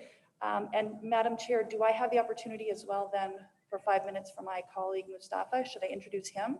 Yes. I would love that. So we have him registered to speak, and I think it would be nice for him to meet our council. And so, yes. bring it Great, up. so I'll use my remaining time for that. Oh, we actually have a timer. As I've said, the Edmonton Global Board are business leaders in the region, but equally critical is an effective administrative team. You know Malcolm, but what we wanted to do was introduce you to Mustafa Sahin, and I wanted to do that personally because I've worked with Mustafa in the Middle East. Part of my role has been international business attraction, so in Europe, in Asia, and starting in the Middle East. The last time I was in the Middle East, Mustafa was there as the president and CEO of the Canada-UAE Business Association. And just as an example, to demonstrate his international expertise, he's who we leaned on to make introductions to us for senior leaders for the Middle Eastern carriers and government representatives. So I can personally endorse Mustafa, his international expertise and his experience. He is our Vice President of Investment and Trade for Edmonton Global. Thank you. Mustafa, do you want to come down and say a few words? Sure. I feel like you started with Edmonton Global in the middle of this pandemic, didn't you not? I did June 1st remotely from Ontario. That's right. I remember you were in Ontario and never. In rural Ontario, I was doing probably 30 to 40 meetings a week, video chat, because it's a horrible thing. There are no bathroom breaks, you know, it's like 2 minutes in between. But you live in Niagara on the Lakes. I do, yeah. So we're not feeling very sorry for you. I'm going to stray for a moment. My father passed away last year in November, so we're coming up on the 1-year anniversary, and he was an incredibly patriotic Canadian. Came to Canada in 1958 as a physician, moved back with my mom in 1961, and he used to tell everybody, I live in the greatest country in the world. I'm in the best province in that country. I'm in the prettiest town in that whole province, and I live in the best house in that town. So he was really patriotic, and next year will be 50 years since my parents were in that home in Niagara on the Lake. I moved back to Canada 3.5 years ago after 13 years in Dubai, 12 years in the US, primarily in business development, business strategy, various sales roles. And that time abroad made me a far more patriotic Canadian. And it made me realize that Canada is grossly underrepresented in international markets as compared to our potential. We have the mixed blessing of having been next to the world's largest market our whole lives, and it's made us comfortable, sometimes complacent. Malcolm contacted me in April and asked me if I'd be willing to look at the opportunity with Edmonton Global. And my wife's an Albertan, and we had talked about looking at maybe a move back to Alberta, so the timing was right. And I feel that Edmonton, even more so than Calgary, is in need of this sort of economic shift to, I know the province is trying to transition itself away from an overdependence on fossil fuels. And we're lucky, not just in the province, but here in the Edmonton region, we have a much different value proposition with the metro region than just the city of Edmonton.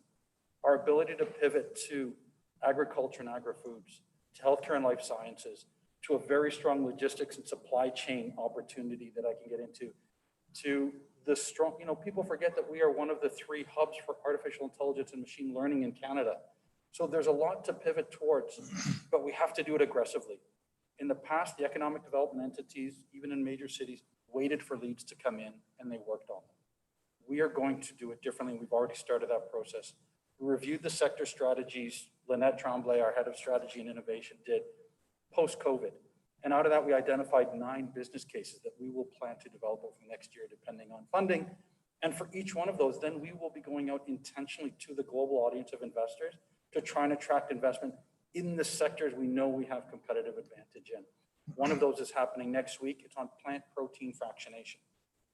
You know, when you look at the global market for non-meat protein products, it's huge. And guess what? It's pandemic and recession proof.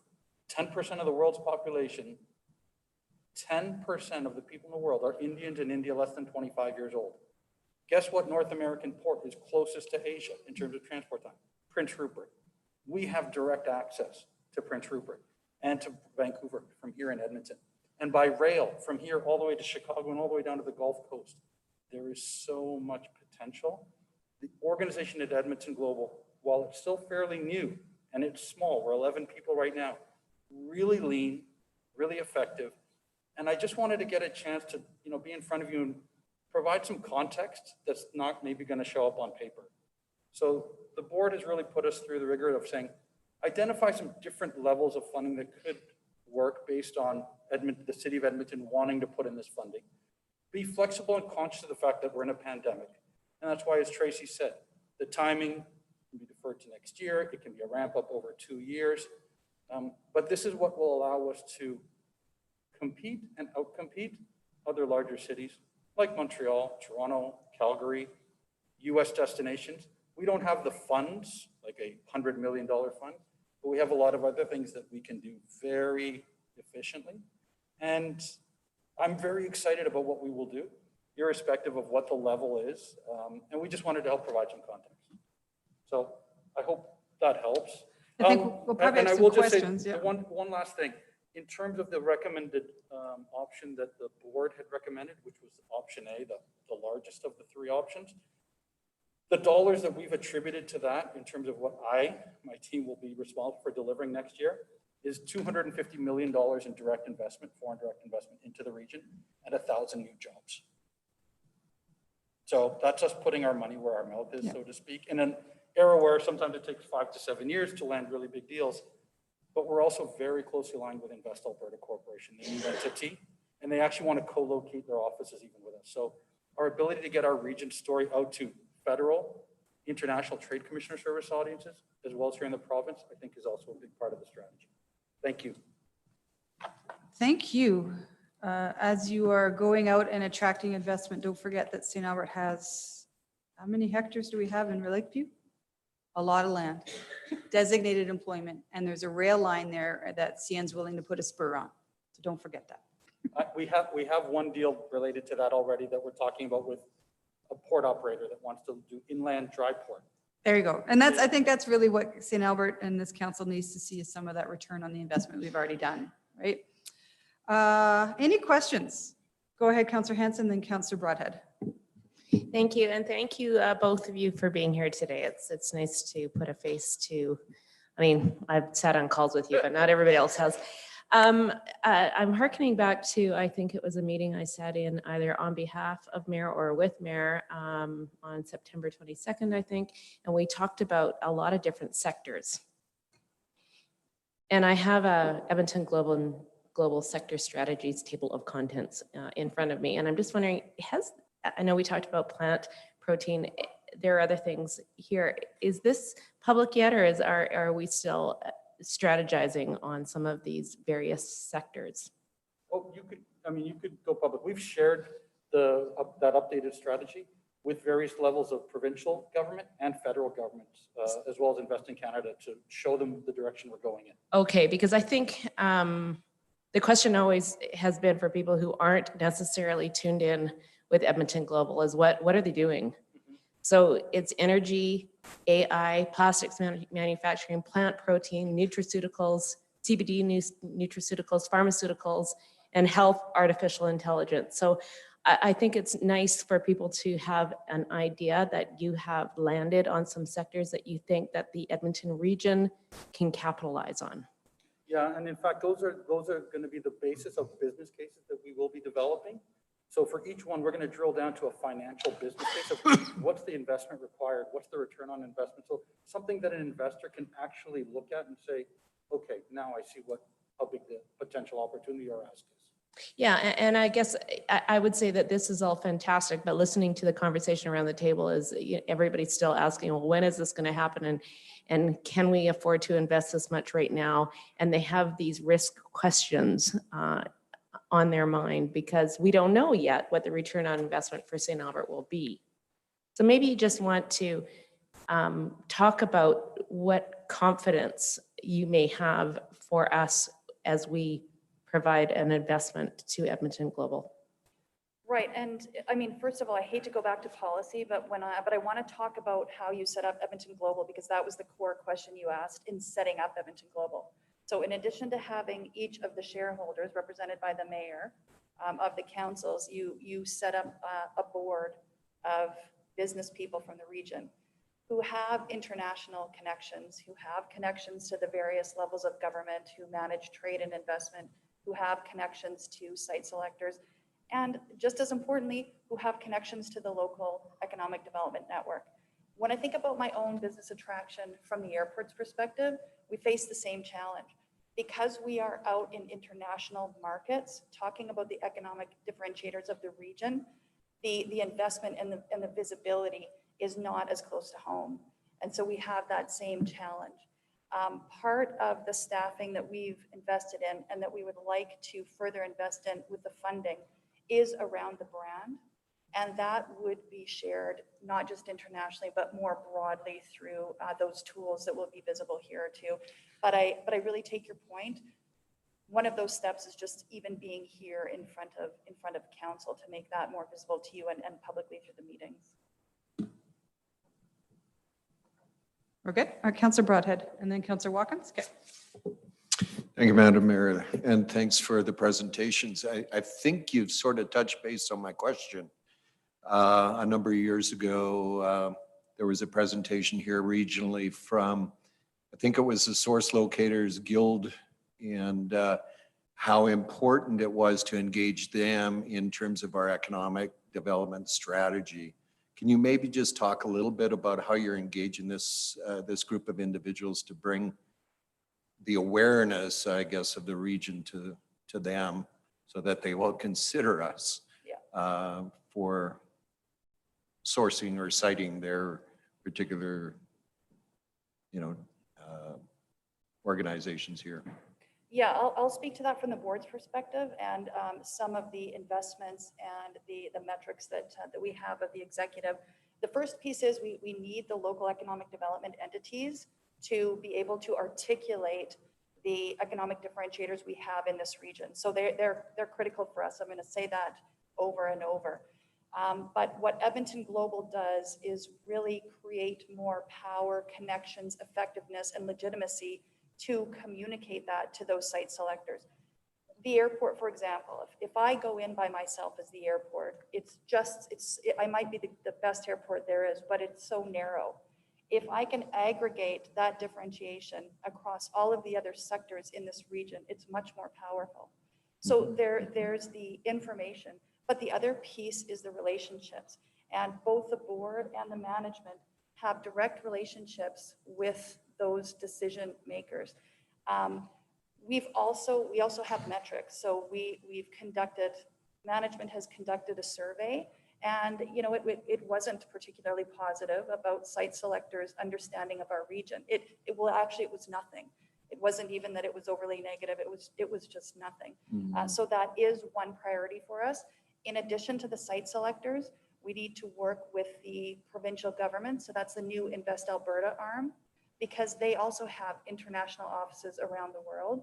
We need to work with the Canadian government as well. They have these international offices. And then collectively, that's how we raise our profile of awareness. So we do that both through the work and the content, but also through the relationships that we have. Do you want to add to that? Very quickly. So specifically on site selectors, the survey we did last year was that less than 20% of site selectors have ever even heard of Edmonton. So that's problem 1A. The good news is they don't have a bad brand association, and so they don't only think of us as oil country. So we have that opportunity to communicate this new brand of what we are. We just submitted a grant for federal funding for next year, and we said we're going to assume that maybe travel will resume in Q3, Q4, and we've identified 2 major conferences for site selectors in the US that we would plan to attend. We also, if travel resumes, would plan to host at least 10 site selectors here in Edmonton next year. To again, give them that firsthand experience, get them here for a week. So that is a key part of our strategy, recognizing that site selectors don't have us on their radar, and how do we do that? And our BDO network, Sean is on monthly calls with us. They've seen that probably the biggest piece of the strategy that resonates is the increased spend on marketing and communications. That we need to get our message out to a global audience, to cast a wider net in terms of eyeballs, but a narrower net in terms of the sectors that they actually should be looking at us for. Right. All right, thank you very much. I appreciate that. I remember one of the statements that this individual presenter made is that we weren't we weren't presenting ourselves in a memorable fashion. I think we called ourselves the Capital Region Board at the time. Says there's 1,000 of them in the world. What is it that differentiates us? So I appreciate you doing the work in that regard. Thank you. Councillor Watkins. I think you touched on it, but just to maybe explain a bit more how you work with our own local economic development departments. So the way we work with them is on several folds. So we have a monthly standing meeting. We do 2.5 to 3 hours every month with the EDO network. So that's where all the economic development officers for the 14 jurisdictions that make up Edmonton Global, we get on a call and we're either sharing updates or discussing topics of interest. Outside of that, whenever we have protocols which are established, which define how Edmonton Global works with all of the shareholders. So whenever a lead comes to us or a business opportunity, we share that with our EDOs in the network. Beyond that, when the EDOs, if they need help from us in something, such as research, for example, we had a full-time research person, or if they need help in packaging a presentation or reviewing your own sector strategies and they want a different lens, we have some economies of scale and resources that we can provide. Narrowly, the definition is that Edmonton Global is primarily responsible for investment attraction and international trade, but that the primary responsibility of the EDO network is business retention and expansion. So we are infinitely sort of complementary. Sometimes people worry that there's an overlap. That couldn't be further from the truth. Really, there's a nice blending of that. It's still fairly new. This whole Edmonton Global exercise is still new, so people are still figuring out how best to work with each other. I describe Edmonton Global as the librarian, and so we have access to a bunch of books and a lot of great research, and you get out of us what you put in. So the EDOs who are more active in reaching out to us and asking for help or looking for feedback, or you've got a piece of property that you want to develop. How can we help you put you in front of investors internationally? Yes, we can. So it's a two-way street. Thank you for that. I had a couple questions. The $100 million from Calgary, is that all the city of Calgary, or does the region contribute? Yes, so the $8 million is really Calgary Economic Development's operating budget, and that's what this leveraging A would provide to us. The $100 million is additional funding for business attraction. Okay. Having said that, I mean, that's a scary competitive number, but I've said to everyone, again, working at the airport and competing internationally, being able to align the region and all of the differentiators of the region in terms of a focused message is, I think, a huge advantage that we have over other jurisdictions. Okay. Yeah. And one last question. So what we discussed earlier this summer in August, I think it was, that the proposal be referred back to flesh out to your ramp up. One of the things was that it was subject, securing a provincial match was subject to this member top up. So on Thursday, when the stakeholders meet, they could support option A, B, or C. Does that money not get requisitioned until after the provincial matching has come, or which is first, the chicken or the egg? Yeah, it's and again, having worked on these matchings from the airport's perspective, it's a challenge. So the reality is, even right now, we have $700,000 from the federal government that we're having a hard time matching because we just don't have the funds to be able to match that. So it's never a perfect science, but the reality is we need to have a level of funding that we can then go to the province and then the federal government to get matching. It is never a guarantee. Okay. It is never, if we get this, can we get that? It is a matter of taking the pooled funding that you have and using that as your argument that this is the region's, that the region believes in this and it's a priority investment for the province and the federal government. So it's never a guarantee that if we have the money that we would get the matching, but I could probably say it's a guarantee if we don't have the money, we're going to lose some money on the table. That's what I meant to say, Mayor. I said it well? All right, I hope you guys, I don't see any more questions. Hands, oh, go ahead, Councillor Watkins, yeah. Sorry, I had one more question. This is it's a very competitive region, and one of the ideas of Edmonton Global, my understanding is, we're promoting it as a region and we're attracting business to the region. And I understand that You know, if a big factory comes to Edmonton, then some of the people may live in St. Albert and we get spin-offs. But we also want some industry to come right to our municipality too, because we get those tax dollars.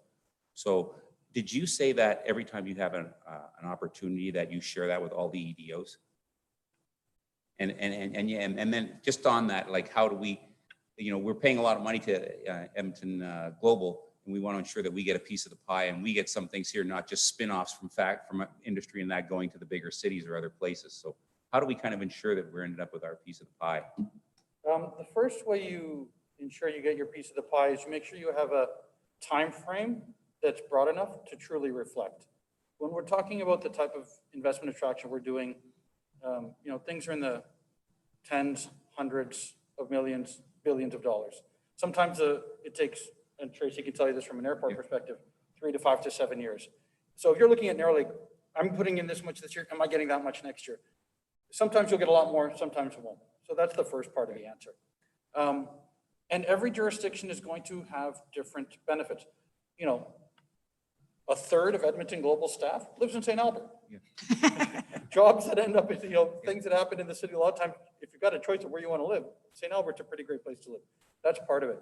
The other part of it is working closely with your EDOs and your CEOs to say, look, we've defined the strategies, the business cases. Now, which of these does St. Albert really seem to align best with, and how can we make sure that we're promoting those, right?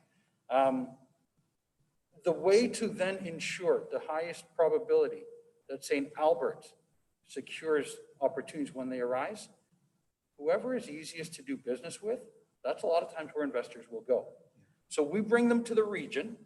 Now within the region, there might be 2 or 3 jurisdictions that all might be possibilities. So working with you and saying, how organized can a site visit be? I'm not even going to use the word incentives because that's not something we generally see in our area. You know, there are other jurisdictions where they are. But the overall attractiveness is to get it to the region, and then the efficiency with which we pitch, we package, we prepare with your EDOs will help increase or decrease your probability of them getting the win. Well, you just hit on one of our problems. It's a great place to live, and 85% of the taxes are coming off the back of the residential home payer. So we need some more business here.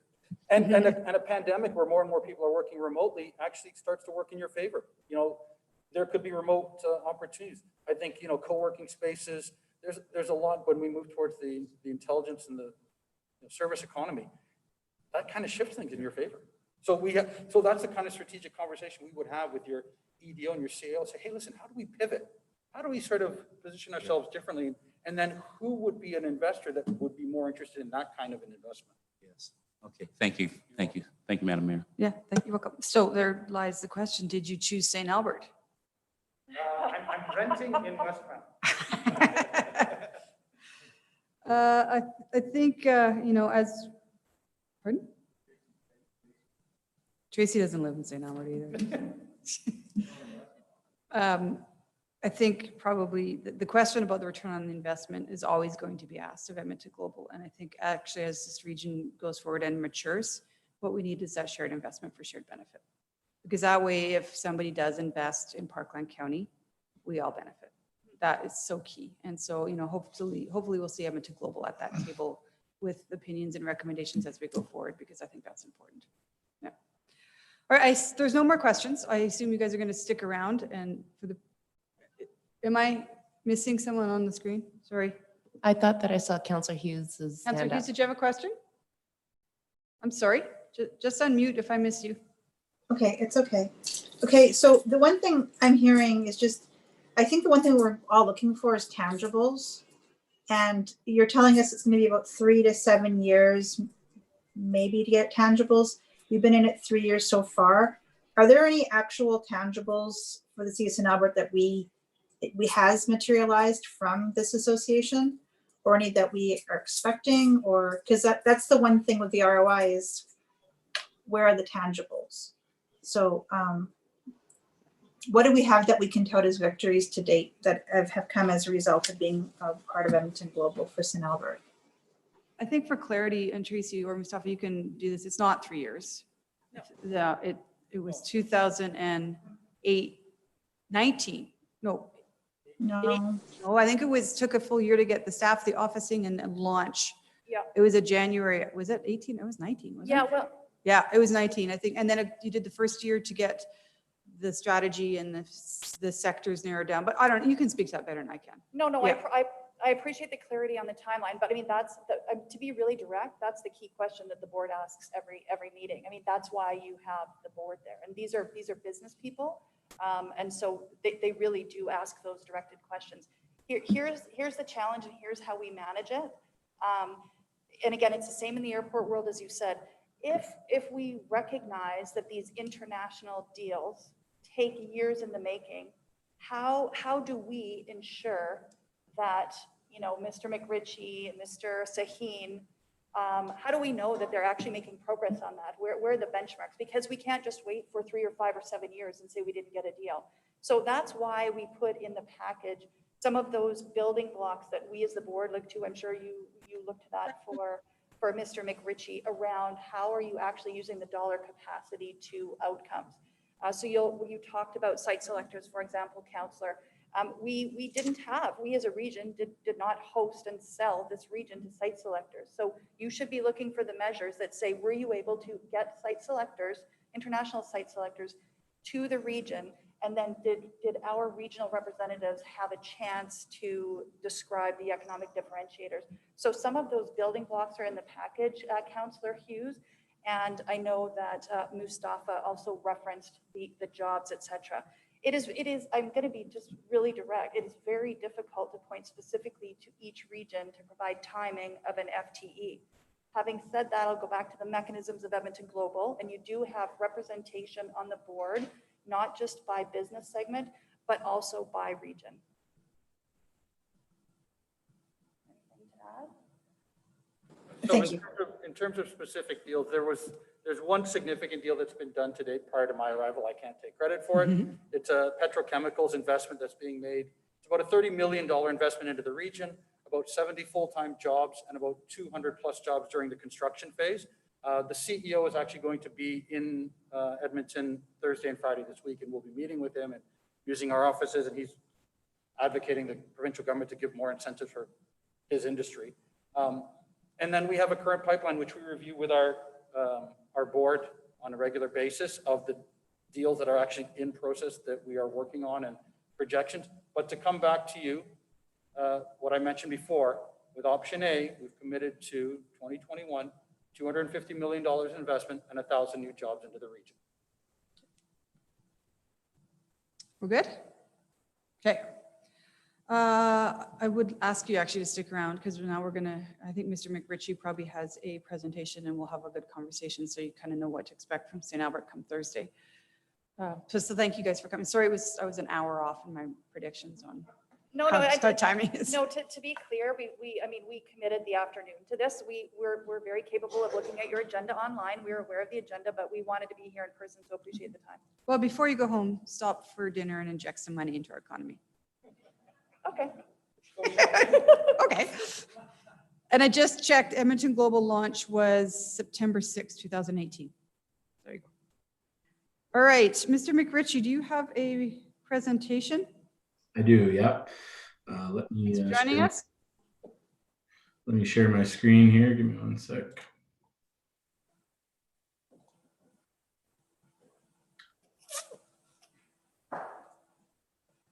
Can you see that? Yes, we can. Okay. Okay.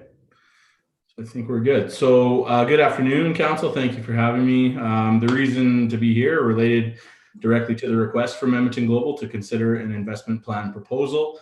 The specific resolution is seen here on the screen and was included in the agenda package.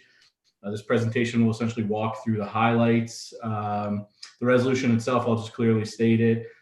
Edmonton Global resolution was that the proposal be referred back to flesh out a 2-year ramp up to option A, B, and C with A, clearer metrics, B, the objective of maximizing leverage of government grants in 2021, C, securing provincial match subject to this member top up, D, to provide time for members to work the escalation into their budgets over 2 years, E, that the revised proposal come back to a special council meeting in October, or special meeting in October, sorry, and F, that they'll work with the EDO network to refine and prioritize marketing deliverables.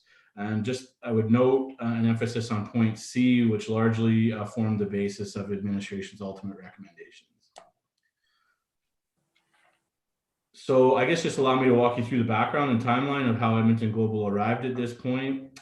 In December of 2019, Edmonton City Council passed a motion to narrow the focus and mandate of the Edmonton Economic Development Corporation, or EEDC, to tourism and convention center management.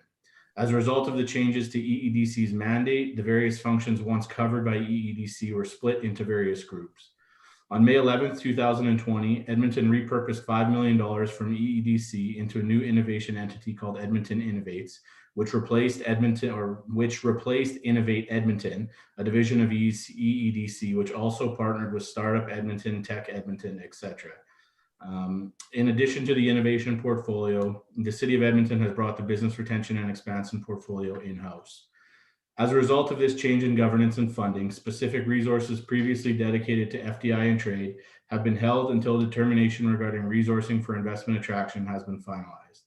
On December 9th, 2019, Ernst & Young prepared and presented a report entitled Response to the City of Edmonton Council Motions regarding Edmonton Global, the Edmonton Economic Development Corporation, and Tech Innovation. In the report, the following consideration was suggested: that Edmonton Global should be responsible for FDI and trade activities across all industries and sectors with support from city administration. Support from city administration could include the identification of potential opportunities and companies for FDI and trade, and support to the businesses on value proposition or business case for expansion and or investment. As a result of the recommendations in the EY report, as well as the funding availability from the change in EEDC's mandate, City of Edmonton put forward a motion that the shareholders direct Edmonton Global Board and Management to prepare an investment case with the options to increase shareholder contribution, along with any identified leverage opportunities for accessing funding from the provincial or federal governments, and bring this back to a special shareholder meeting, timing to be determined. On August 20th, 2020, Edmonton Global's board chair presented the investment case entitled Investment Plan Proposal, which is attached in the agenda package, for the shareholder group's consideration, with an expectation that a decision would be made by shareholders regarding level of support by next Thursday, October 22nd, 2020. So you can see the proposed options are seen here. These are the financial options provided by Edmonton Global. As a note, St. Albert's current financial contribution annually is $97,353.85. Going through the options, option A, which represents the optimal option, would be the top-up cost allocation for St. Albert is $239,917.05, which ultimately brings St. Albert's total contribution to $337,270. Option B, the enhanced option, has a top-up cost allocation for St. Albert of $145,400. Bringing our total contribution to $242,754 annually. Option C, which is the budget option, has a total cost top-up allocation to St. Albert of $65,061.33 for a total contribution of $162,415 on an annual basis. And option D would be status quo, which would require no top-up cost allocation and would maintain our current total contribution of $97,353.85. Note option C, I guess at a minimum, allows Edmonton Global to fully utilize matching funds, which I'll clarify shortly. The intended outcome of Edmonton Global's proposal is to increase the shareholder funding in a sustained manner to activate Edmonton Global's mandate fully, and to enable access to matching funding from other levels of government. This slide showcases the overall budget impacts of the A, B, and C scenarios should corresponding options be implemented by the shareholders.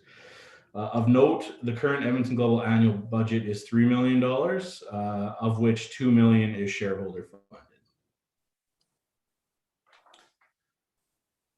So this slide shows the suggested ramp up of options A, B, and C. It ultimately gives shareholders 2 years to fully ramp up the proposed budget top-ups. I would refer you to the last page of the confidential attachment entitled August 2020 shareholder meeting for a full breakdown of shareholder contributions. All options include a top up in 2020 before an increase in 2021 and a full contribution in 2022. And I believe, as you heard earlier, Ms. Bednar suggested that they have worked or are working on a strategy around flexible payment options. So just as a note to that as well. As referred in the opening slide regarding clear metrics within the proposal itself, the following two slides highlight the performance outcomes for options A, B, and C. You can clearly see some of the metrics that Edmonton Global has come up with. I would say our economic development best practice or are in line with best practice regarding informational data, downloads from the website, active opportunities, regional businesses promoted through marketing material, foreign investors hosted, site selectors hosted, marketing campaigns by focus sector, and FIDs or final investment decisions per year. You can see gradually the ramp up through option C, option B, and option A.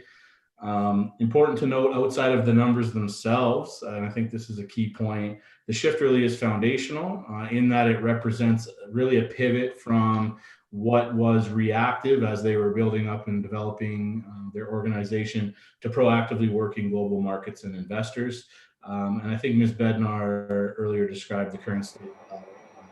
A lot of work that's been done to date really has been around the development of protocols, the compact agreements, their customer relationship management software, their site selection tool, some benchmarking work, sector profiles and policy documents, rebranding, developing a regional narrative, a website, developing their marketing strategy, trade plans, etc. I could go on. Again, this is just summarizing some of the metrics and some of the, I guess, increases over time per the various options.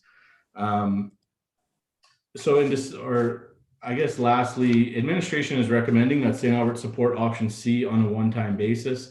This one-time budget top-up will allow Edmonton Global to maximize grant dollars and leverage funding sources from both federal and provincial governments while maintaining the funding of operational expenses. Most grant dollars are limited by strict criteria on how funds can be utilized, often excluding operational expenses. Additionally, most public funding is awarded based on matching contributions, and approved project expenditures can only be claimed for payment once the organization has proved by way of reporting the funds have been expended. This creates a cash flow challenge to Edmonton Global since the resources allocated to the organization from the shareholders are being used primarily to fund operational expenses, and this limits the ability to leverage additional funds through matching project-based expenses. While administration feels there is merit in the proposal from Edmonton Global, given economic uncertainty and financial constraints at this time, administration is not able to recommend option A or B. Option C on a one-time basis presents Edmonton Global and the City of St. Albert the opportunity to leverage existing shareholder contributions towards the development of strategic business cases while continuing to fund business operations. So the recommendations on the slide are that Council direct Edmonton Global shareholder representatives from the City of St. Albert to commit to support of option C of the proposed investment plan proposal and associated top-up cost allocations for a one-year period at the October 22nd, 2020 Edmonton Global shareholder meeting. That Council direct administration to bring back a report by Q3 of 2021 on the effectiveness of the one-year investment, and that $65,000 or $65,061.33 be allocated from the stabilization reserve for the 2020 fiscal year. And that concludes my presentation. Thank you, Mr. McRitchie. I'm going to start with a couple of legislative questions. First of all, the meeting is October 22nd, which is this Thursday. I have AUMA board meeting. I quite often, when I have these kind of conflicts, I weigh in my head, which one should I attend, which one should I attend? Honestly, Councillor Hanson is my alternate on Edmonton Global. And so that helps with my decision-making because I can completely trust her to walk in there and represent me in the city. So Councillor Hanson will be there on Thursday. So thank you, Jackie, for doing that. My second question is probably going to be at you, Mr. O'Fleur, because this is a very awkward position for me and council to be in, I think, because from the day I was elected, which is 10 years ago, Wes and I, 10 years anniversary, have been told that my fiduciary responsibility to an organization such as the NMRB, such as the Wastewater Commission, such as Edmonton Global, is to represent the best interest of that organization when I'm sitting at that table. Yet what I have in front of me today is a motion that binds whoever, Jackie or myself, to a position before we walk in there, before we hear debate, before we, have a robust conversation with the members of that board. So help me struggle through this, because you have taught us this fiduciary responsibility. So is it warranted to maybe amend this motion in front of us to say that this is giving direction but not binding Councillor Hansen's hands, but that of course it has budget implications? So, and there's many decisions that Councillor Mackay makes at Wastewater Commission that have budget implications. It affects our wastewater rates, and he never comes to council for approval. So walk us through it. Well, first of all, you're asking essentially for personal legal advice. And Oh, I guess so. No, I'm more governance in general. Could we give it that way? Okay. Without giving you personal legal advice, since of course I can't, since I act for the city or for the council as a whole, not for any individual councillor, I can say that as a general rule, these things of course are never easy when you have, you're expected to you owe a fiduciary duty to more than one organization, and in which, they may or may not be in conflict. You are, though, primarily, first and foremost, a member of council. And so if the council gives direction, you are not abdicating your fiduciary responsibility to Edmonton Global by voting in accordance to council's instructions. Now, if something comes up at the meeting that's outside of council's instructions, I'd love to say you're on your own, but give me a call. That's all I can say.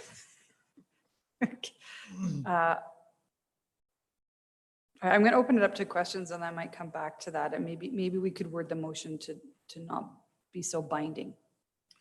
Well, that's also possible. Yeah.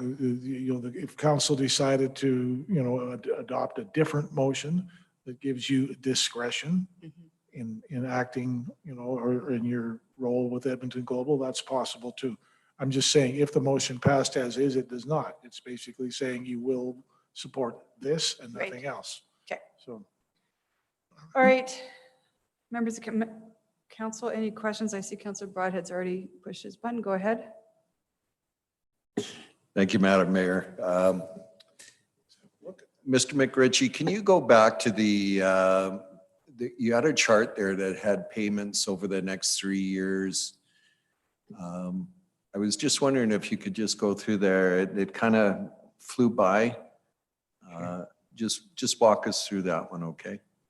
Did you want me to share my screen again and pull the presentation? Please, if you wouldn't mind. Okay. Give me 1 sec. I believe I closed it, but I can pull it up. Give me 1 moment.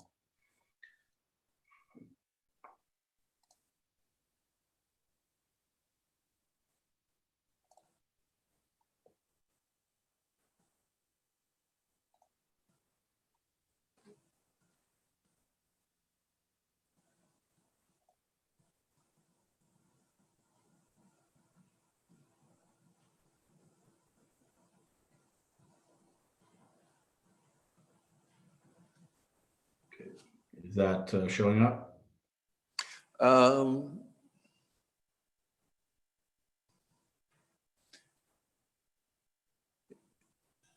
Yeah, exactly. That's the one I was, just walk us through that again. Yeah, so essentially the three options that have been laid out in front of you, option A, B, and C, I guess versus the recommendation from administration around option C on a one-time basis. So option A, you can see would really enable or require an immediate top up of, I believe, the 65,000 and change right out of the gate, and then that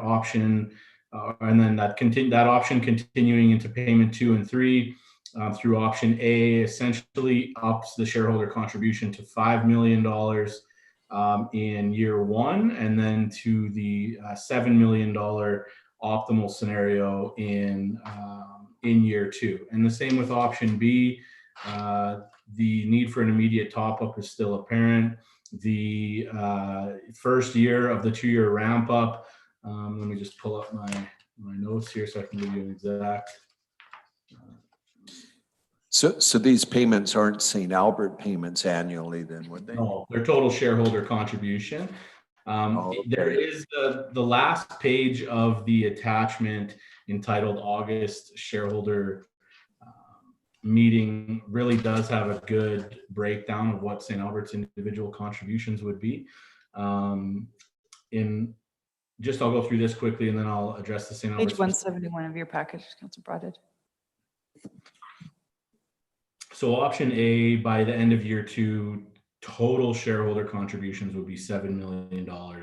Option B, by the end of year 2, total shareholder contributions would be $5 million. And option C, by the end of the 2-year ramp up, the total shareholder contribution would be $3.3 million. And I would be happy to answer any questions specific to shareholder contributions. But our contributions would essentially go from approximately $97,000 in the do nothing scenario. Option C, they would rise by $67,000 to about $162,000. Option B in the enhanced scenario would have our contributions rising to a total of $242,000.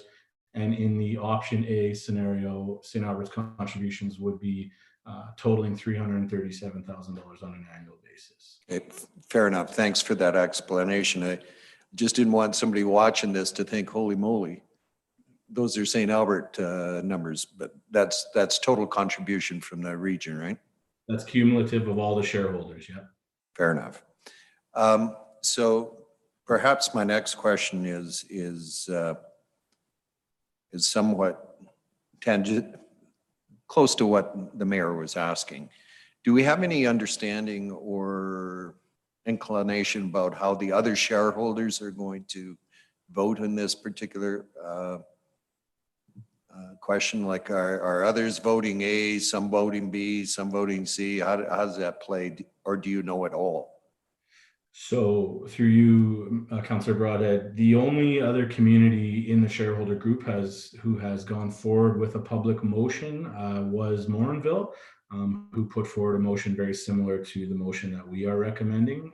Outside of that, there has not been public discourse in the other communities regarding which option they will be supporting at this point. Okay, fair enough. I do understand the dilemma of being a member of a board wearing 2 hats, supposedly, supporting the interests of the board that you sit on and the community in which you serve. So I feel for Madam Mayor or Councillor Hansen, and I'm glad it's you two sitting at the table. Thank you. Councillor Hansen, you're up next. Thank you, Madam Mayor. I had some similar queries to Councillor Broadhead, and when I look at the report that's in our package, there are different kinds of outcomes for option A, option B, option C. Obviously, if you have a lessened amount that you have decided as a council to invest, does that mean that we don't have the same abilities as other councils? Or maybe I'll just back up for a minute, because I don't know what the motion's going to read. Is it that the Edmonton Global shareholders will be deciding on option A, B, or C? Or is it that every council will determine whether they provide the funding of A, B, or C? Because it's going to be very variable if some are saying B and some are saying C and some are saying A, and then the outcomes are all over the place. So maybe you could clarify what the motion's going to be. I have the motion. Is it there? I missed it. Did you get the package for Edmonton Global? I know, I haven't seen the package Okay, well, it's yet. attached to this. Okay. And the motion is that the Edmonton Metro Region Economic Development Company shareholders approve option A of the revised investment plan. So that's what is being come forward and to the shareholders. I don't know what's going to be placed on the floor, but I would suspect it will be either A, B, or C, or nothing. And I don't see one municipality putting in their A contributions and others putting in C. So I guess, okay, so process question for me would be if we did go ahead and agree that it was going to be C, even though I feel like you shouldn't presuppose what you're going to deliver on a debate prior to a debate. And the majority of the shareholders want A, are we obligated to commit to A? Yes. Thank you. Good question, because, so how, just say why, because Edmonton Global is The way, mandated by the the way it's province. structured, it's a majority vote Yeah. governs at the board level. So if the majority wanted A, that's what it's going to be for We get St. Albert. requisition, they have requisitioning power. That's correct. Well, it's not requisitioning as a lawyer would understand it, but it amounts to the same thing. They can force you to pay it unless you want out of Edmonton Global entirely. Well, there's a whole process for opting out. You have to give notice. Yeah, I have to give notice anyway. Okay, and I guess the other question I would have, and maybe this is for the folks in the gallery, how and I may be embarrassed to be asking this because I should know it, but how is this per capita funding at each level? I believe so. Yeah. Yeah. That's how it's broken down. Yeah, it is, yeah. Okay, that's fine. Yeah. I think that's all I've got right now. Thanks. All right, Councillor Mackay. It just ties into what Councillor Hansen's second last question, because we have it in the legal risk portion of our document backgrounder. So just to confirm, so if the motion that's Mayor Herron read out, that's in front of the MRB, if that passes, then that's the amount of money that we'll be paying, that 200 and whatever $1,000, 245, I think it is, right? That's correct. That's correct. And just one gloss on that, as Councillor Hansen quite correctly pointed out, you can opt out, but it's a long, convoluted process. You'd be paying the money before you ever got out. Yeah, and I guess the question would be also, in the backgrounder, there's a kind of maybe implication, not indication, maybe more implication that if it's a close vote, what happens? Further conversation? Would it have to come back? I'm not even sure that could come back. I don't follow the backgrounder on that. So I don't know, Mr. Ritchie, if you can clarify that one for me in relation to that comment that's written in the document. What page is that comment on? What page is that? I'm on page 157 under legal risk. So it's the last sentence in that paragraph. But I believe it will come back for discussion if necessary. I read that. But what's the mechanism? And I don't know what the threshold is. Well, what's the mechanism? That's the quam. That's about articles of incorporation. That's not this vote on the 22nd, right? So through you, Madam Mayor, a simple majority would be a challenge in that, and my understanding is, and perhaps Edmonton Global representatives may want to weigh in, but my understanding is that should the vote be a simple majority, a 7-6 vote, that there would be an opportunity to have a discussion among shareholder representatives around what the path forward would look like in that situation. Do you have something to add? Yeah.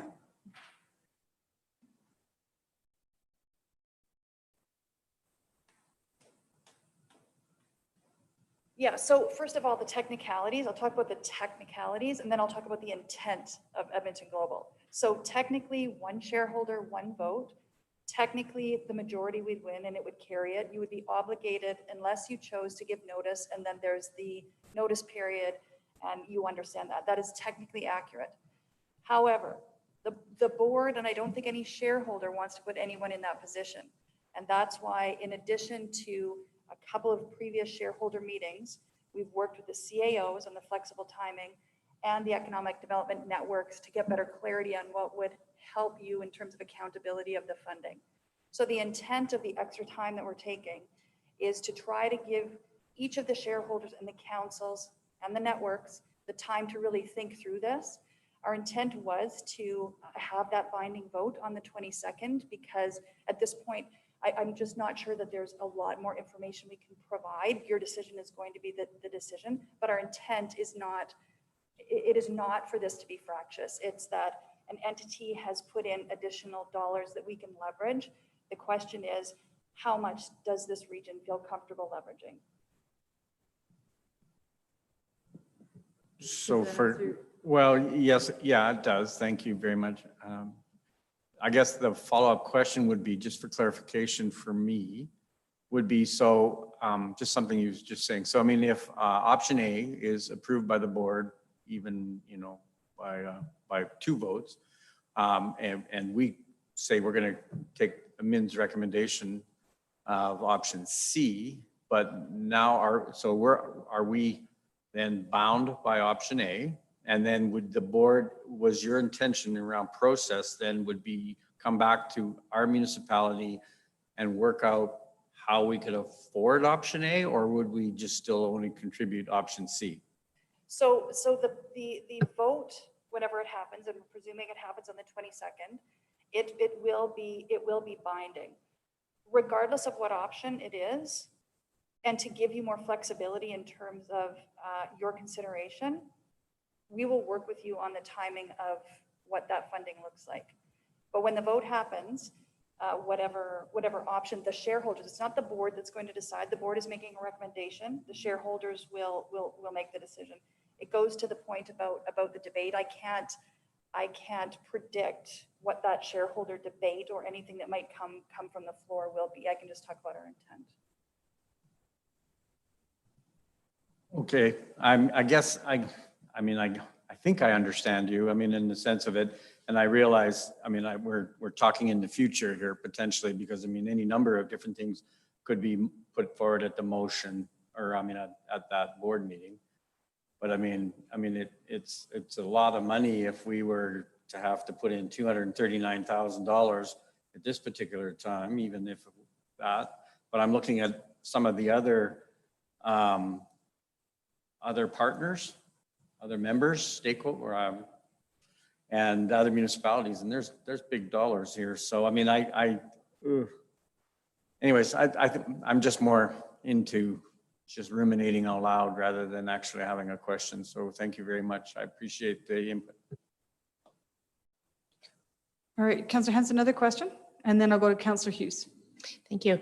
And I guess that's where I was looking at the agenda report that says Edmonton Global has called an extraordinary shareholder meeting October 22nd to discuss the investment proposal plan against the above resolution, with a planned November 19th meeting if necessary. So I just wondered what we would be talking about if necessary, and I am guessing that is really to talk about the intent and whatever comes out of that debate, if it requires further discussion. But what you're saying is whatever happens on October 22nd will be binding. So anything on the November 19th will be really next steps to that resolution.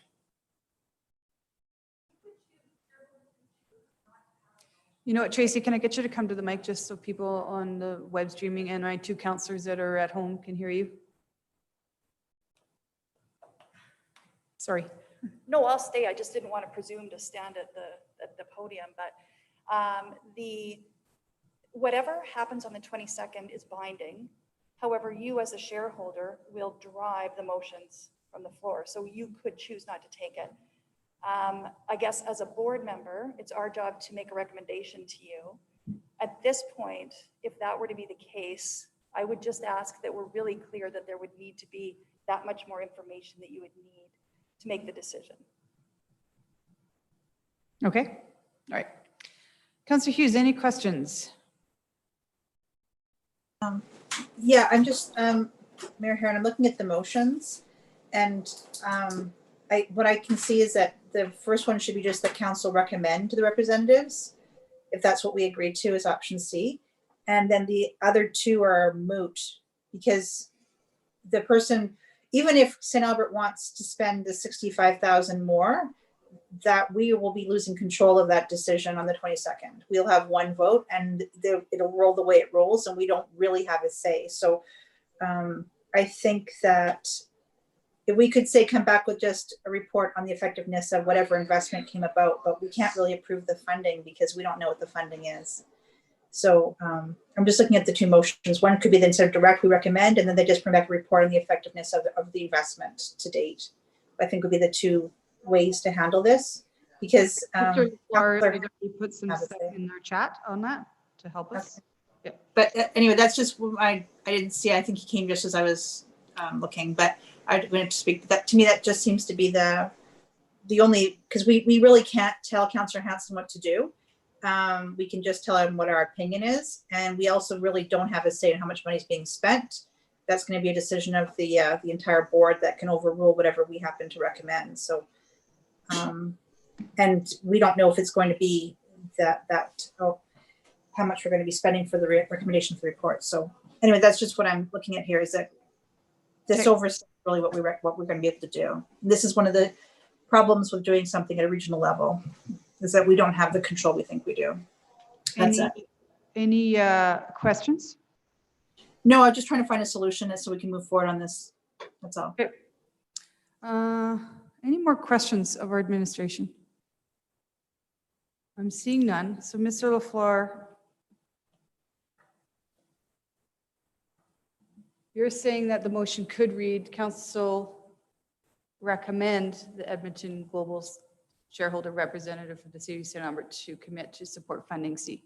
That's just a simple word change.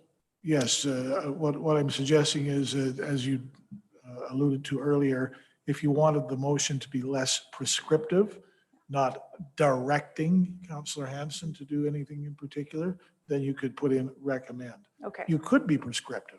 Yeah. Or Sorry I to was even contradict thinking your we colleague, could but say you could. support at minimum option C, which would give her the ability to go to A or B. That's another. At minimum, she would go option C. And then we could say that at minimum 65,000. Or we could put the range of 65 to something in that third motion. You could do that as well. Yeah. There are a number of ways to skin the cat. Okay, so I think the skinning the cat issue is dealt with. I think we'll get some appropriate wording here, but what I need from council is to hear, or Jackie needs to hear, where we sit. I mean, I think I agree with administration's recommendation of C for 1 year. I agree with that, but Councillor Hanson needs to know this when she's walking in. That's the purpose of today's meeting, essentially. So, what do you prefer, Mr. LaFleur? To say at minimum option C, or do you want to just say recommend? Which one of those two changes? I would say if the desire of council is to have a less prescriptive motion to give a little more flexibility, I think the way Councillor Hughes put it, I couldn't improve on that. I think she's absolutely right. Just put the word recommend in there. Okay.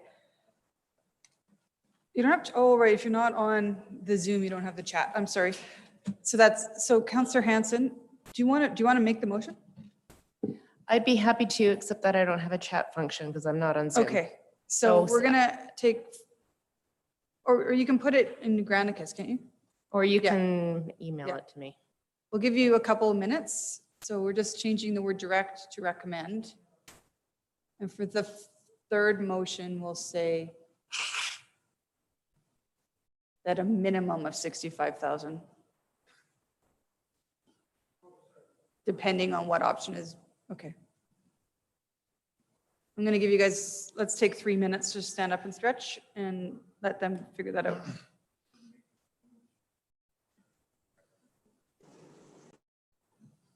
think it's very better if she does.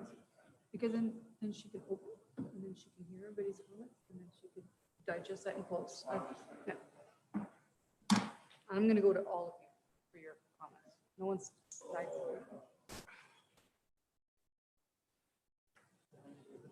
I think it's done. Whoops.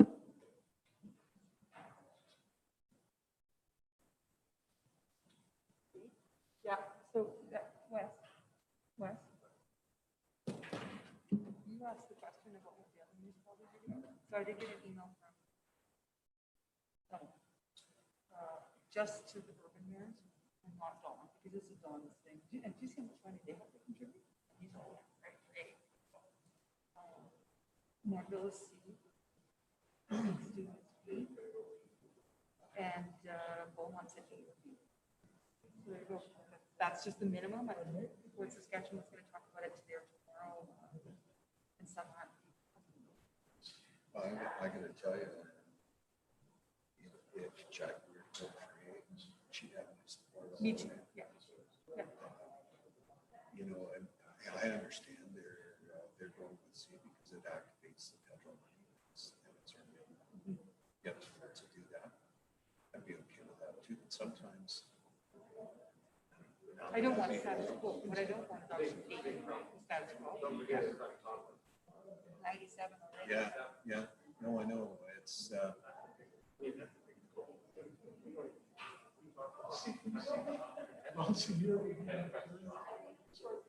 right. Yeah. Yep.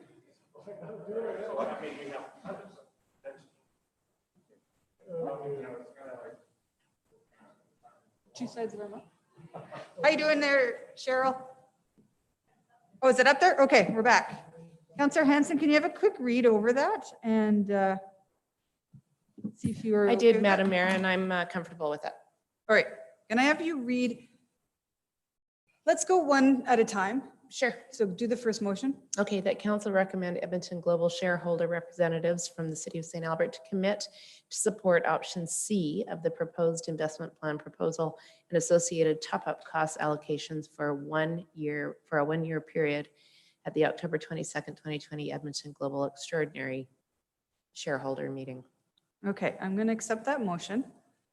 I'm going to let you have some opening comments. And honestly, Councillor Henson, I feel like I'm putting you in a bad situation. So we can talk about this. I can attend the meeting if you want. We'll figure it out after. You know, attending the meeting, I think, as always in any governance situation, whatever fiduciary hat that you're sitting at, you got to listen to the debate and you have to listen.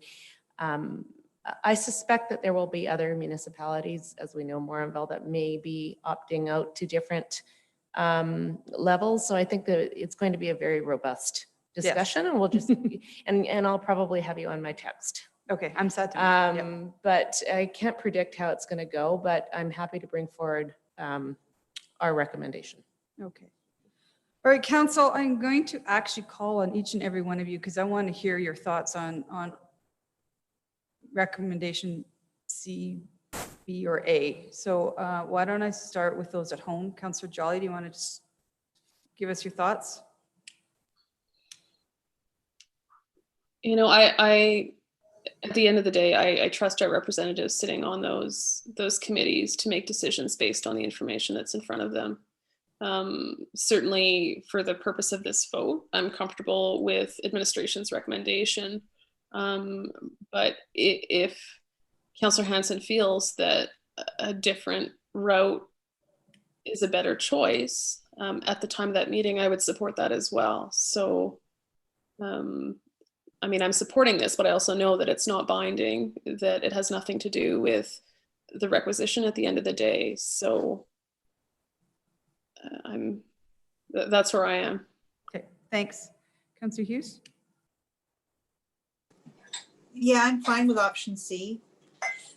I suspect that option D is not going to materialize regardless of, I doubt that the majority of the stakeholders are going to go with option D. So I'm comfortable with option C. And I also realize that we are one vote of many, many votes over there that are going to be heavily diluted. So what we personally want on this is a very small drop in the bucket of what's actually going to come out at the end. But I do appreciate that you're asking everybody in your hearing. And I do appreciate that this recommendation was brought before council, just so that there was some clarity about that, even though in the end, we may not get what we're suggesting.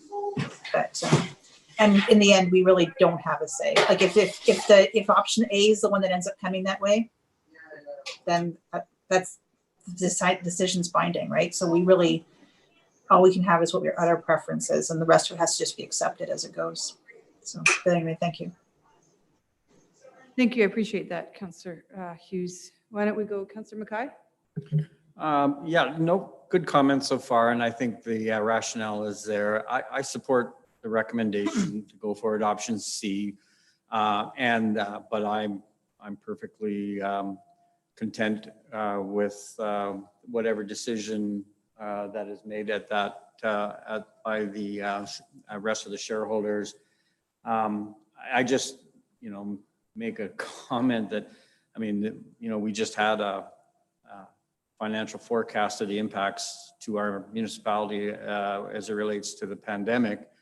And as part of the exercise we went through, we said that if we needed to, one of the things that was on the cutting room floor was Mr. McRitchie's budget. So there's a little bit of irony there. Let's hope we never have to go there, because I think that there's incredible value in what Edmonton Global does, but there's equally, we have to have a strong and effective economic development office working at the other end of it in our community too. So I just want to say I support the recommendation, but I also wanted to raise the irony of it as well. Councillor Broadhead. Thank you, Madam Mayor. I'm just, along with the rest of council here, I recognize the rationale behind option C. I'm fine from A, B, or C, whatever you choose to vote based on the debate at the time. You'll have my support. Councillor Watkins. I support staff's recommendation. Okay. I would say that, yeah, I support staff's recommendation. I would also support a change in that to go to B or C. I think if you look at the numbers, if we go with option A, City of Edmonton will be putting in almost $3.3 million in addition to their $1.26 million. And this is very much a proposal by Edmonton to do this because they see the value in some leveraging of grant money and a need to get our region a little bit more competitive. And then of course, Strathcona would be paying $485. So we are getting money from the region to help economic development in our region. So it's not just St. Albert. It is a horrible time, honestly. And I just spoke earlier about saving $24,000 on an integrity commissioner. Now we're talking about spending over 200 if we go with option A. But I got to say, I appreciate, especially Councillor Hughes's comments about the fact that these regional decisions are regional and there is fiduciary responsibility outside of this council. Been a good conversation today on how we juggle that, and we need to probably do this more often. When there's budgetary implications to a vote, we need to have a conversation at council. So I'm pleased that we did that today.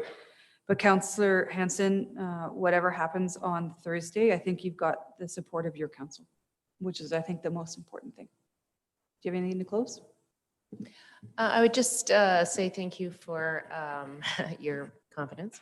But I would also say that option C, when I look at the documents here, obviously more money in the pot provides more opportunity, more return on investment. And I think the domino effect is there. But we are in COVID-19 times. And I don't think that will, I think that will play a big part of the conversation. That we are in, as we always say, unprecedented times. So the conversation is going to be, it's going to be about return on investment and getting the economy back up and running. And what do we need in order to leverage that? So I think option C is a good place for us to start. We have been very proactive in making sure that we are not, that we're literally cutting. We've been paring down. We've been watching our money closely. So I think this aligns very well with how we have been operating the last few months. So we'll see how the conversation goes. All right, call for the vote.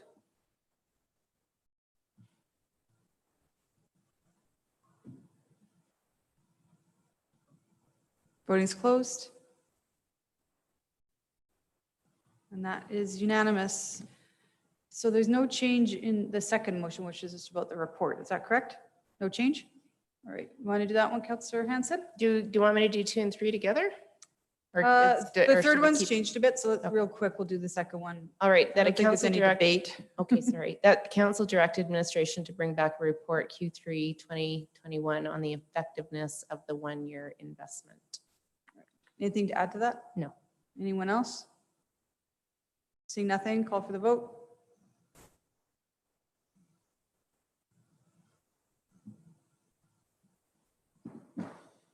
Voting's closed, and that is unanimous. All right, the third one is slightly different. Do you want to put it on the screen? And That at a minimum, $65,061. I think we changed it. That's been changed. Wait, That's been changed. it should be on Granicus. Well, that's what I'm reading. No, yeah, that's changed. You're right. Okay. That any top-up amount There the you go. city is required to pay be allocated from the stabilization reserve for the 2020 fiscal year. There you go. That makes sense. Okay. So no number associated. Anything to add to that? Anything else, council? Seeing none, call for the vote.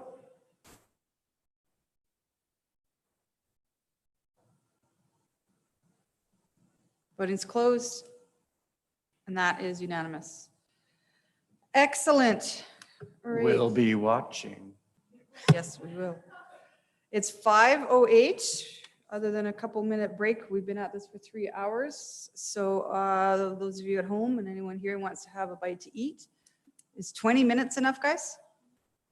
We're not getting dinner here, so, but, well, no, because we'll start, they're going to stick around. Councillor Jolly, Councillor Hughes, we're not eating here. Is 20, how much time do you guys need? 10 minutes would be great.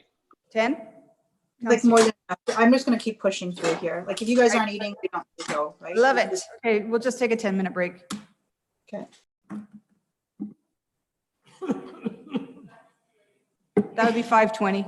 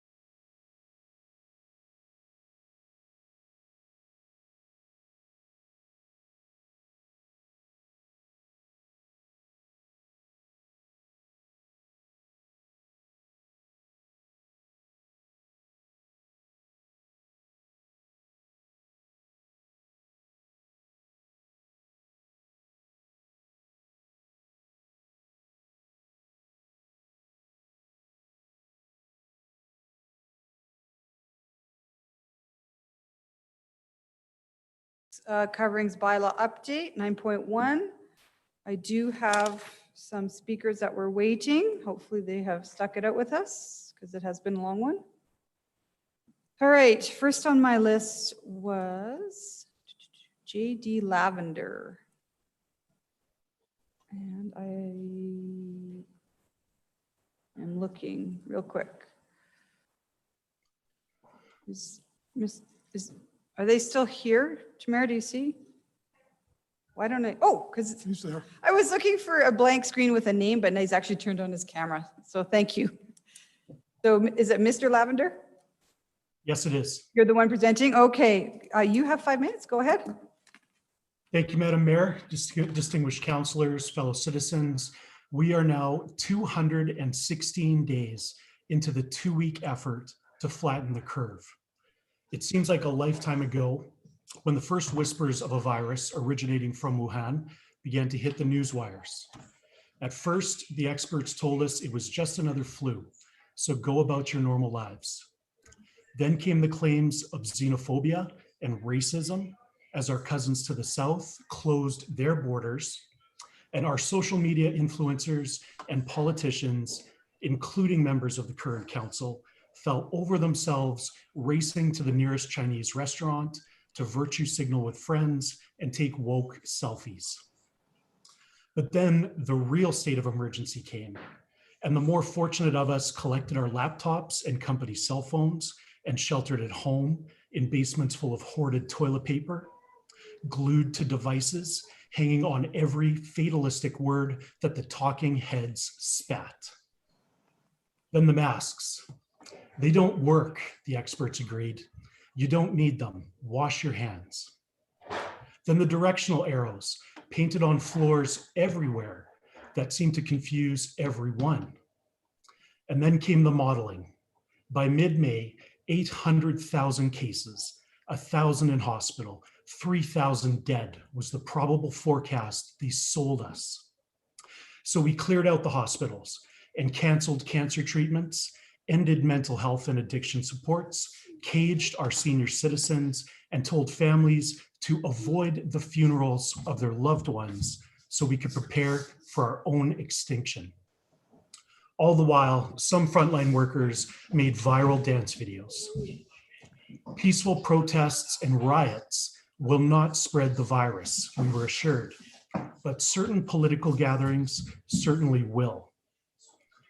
It's important to remember we did all of this together in response to a virus so totally lethal that only 99% of the people that contract it will survive. A virus so devastatingly severe that you need a test to make sure you have it. A virus so unimaginably destructive that the majority of people that are infected recover at home with zero medical intervention. I don't begrudge anyone that wears a mask. It is their body and it is their choice. And while I don't agree with it, I can understand why this progressive council decided to act outside of their mandate and venture into the realm of public health. But after reading about 5-year-old Clara Berezowski in the St. Albert Gazette last Wednesday, I've had enough. This council willingly ignores the advice of Dr. Hinshaw because it was politically convenient to introduce a symbolic mask bylaw. And that's clearly failed. Mask or no mask, cases are going up. And ridership on public transport, it still remains low. And here you are now with a motion to remove face shields as an acceptable face covering in order to follow Dr. Hinshaw's advice. Now you add a 5-year-old girl whose family are legitimately trying to abide by your confusing symbolic bylaw to the list of citizens you are failing, and that is too far. Madam Mayor, councillors, I encourage you to recognize the moral and legal quagmire you are in and take whatever action is necessary to get out of it now. Vote down the motion to eliminate face shields and move as quickly as you can to repeal this failing, contradictory, and symbolic mask bylaw. Thank you. Thank you, Mr. Lavender. Is there any questions? Okay, seeing none, I'm going to move to Vance McLean. Is Vance still with us? I saw him on here earlier. No Vance? I do see Clara there. So I'm going to I'll come back and see if Vance joins us in a sec. I've got Brandy Dominelli next. I do see Brandy there. Yep, go ahead, Brandy. Thank you, Madam Mayor and City Councilors, for giving me the opportunity to speak again today with regards to the amendment to the face coverings bylaw. My 8-year-old daughter has a bona fide medical exemption.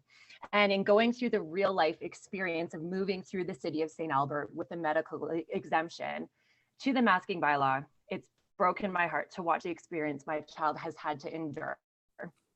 The statement is commonly made by City Council that if you have medical exemption, the bylaw does not apply. Simple as that. However, it is far from simple. My daughter has been refused service at many St. Albert businesses, including her local dance school and gymnastics class, because they would not honor her medical exemption. We were able to find an alternate dance school that told us they would only allow her to attend if she's wearing a face shield. So today, if your amendment goes through, her ability to attend her dance class is gone. At a St. Albert clothing store, my daughter was not allowed to try her back to school clothes on because of the store's interpretation of your bylaw. And a staff person in that store ran out of the changing room so afraid to be near my unmasked child. It was horrifying.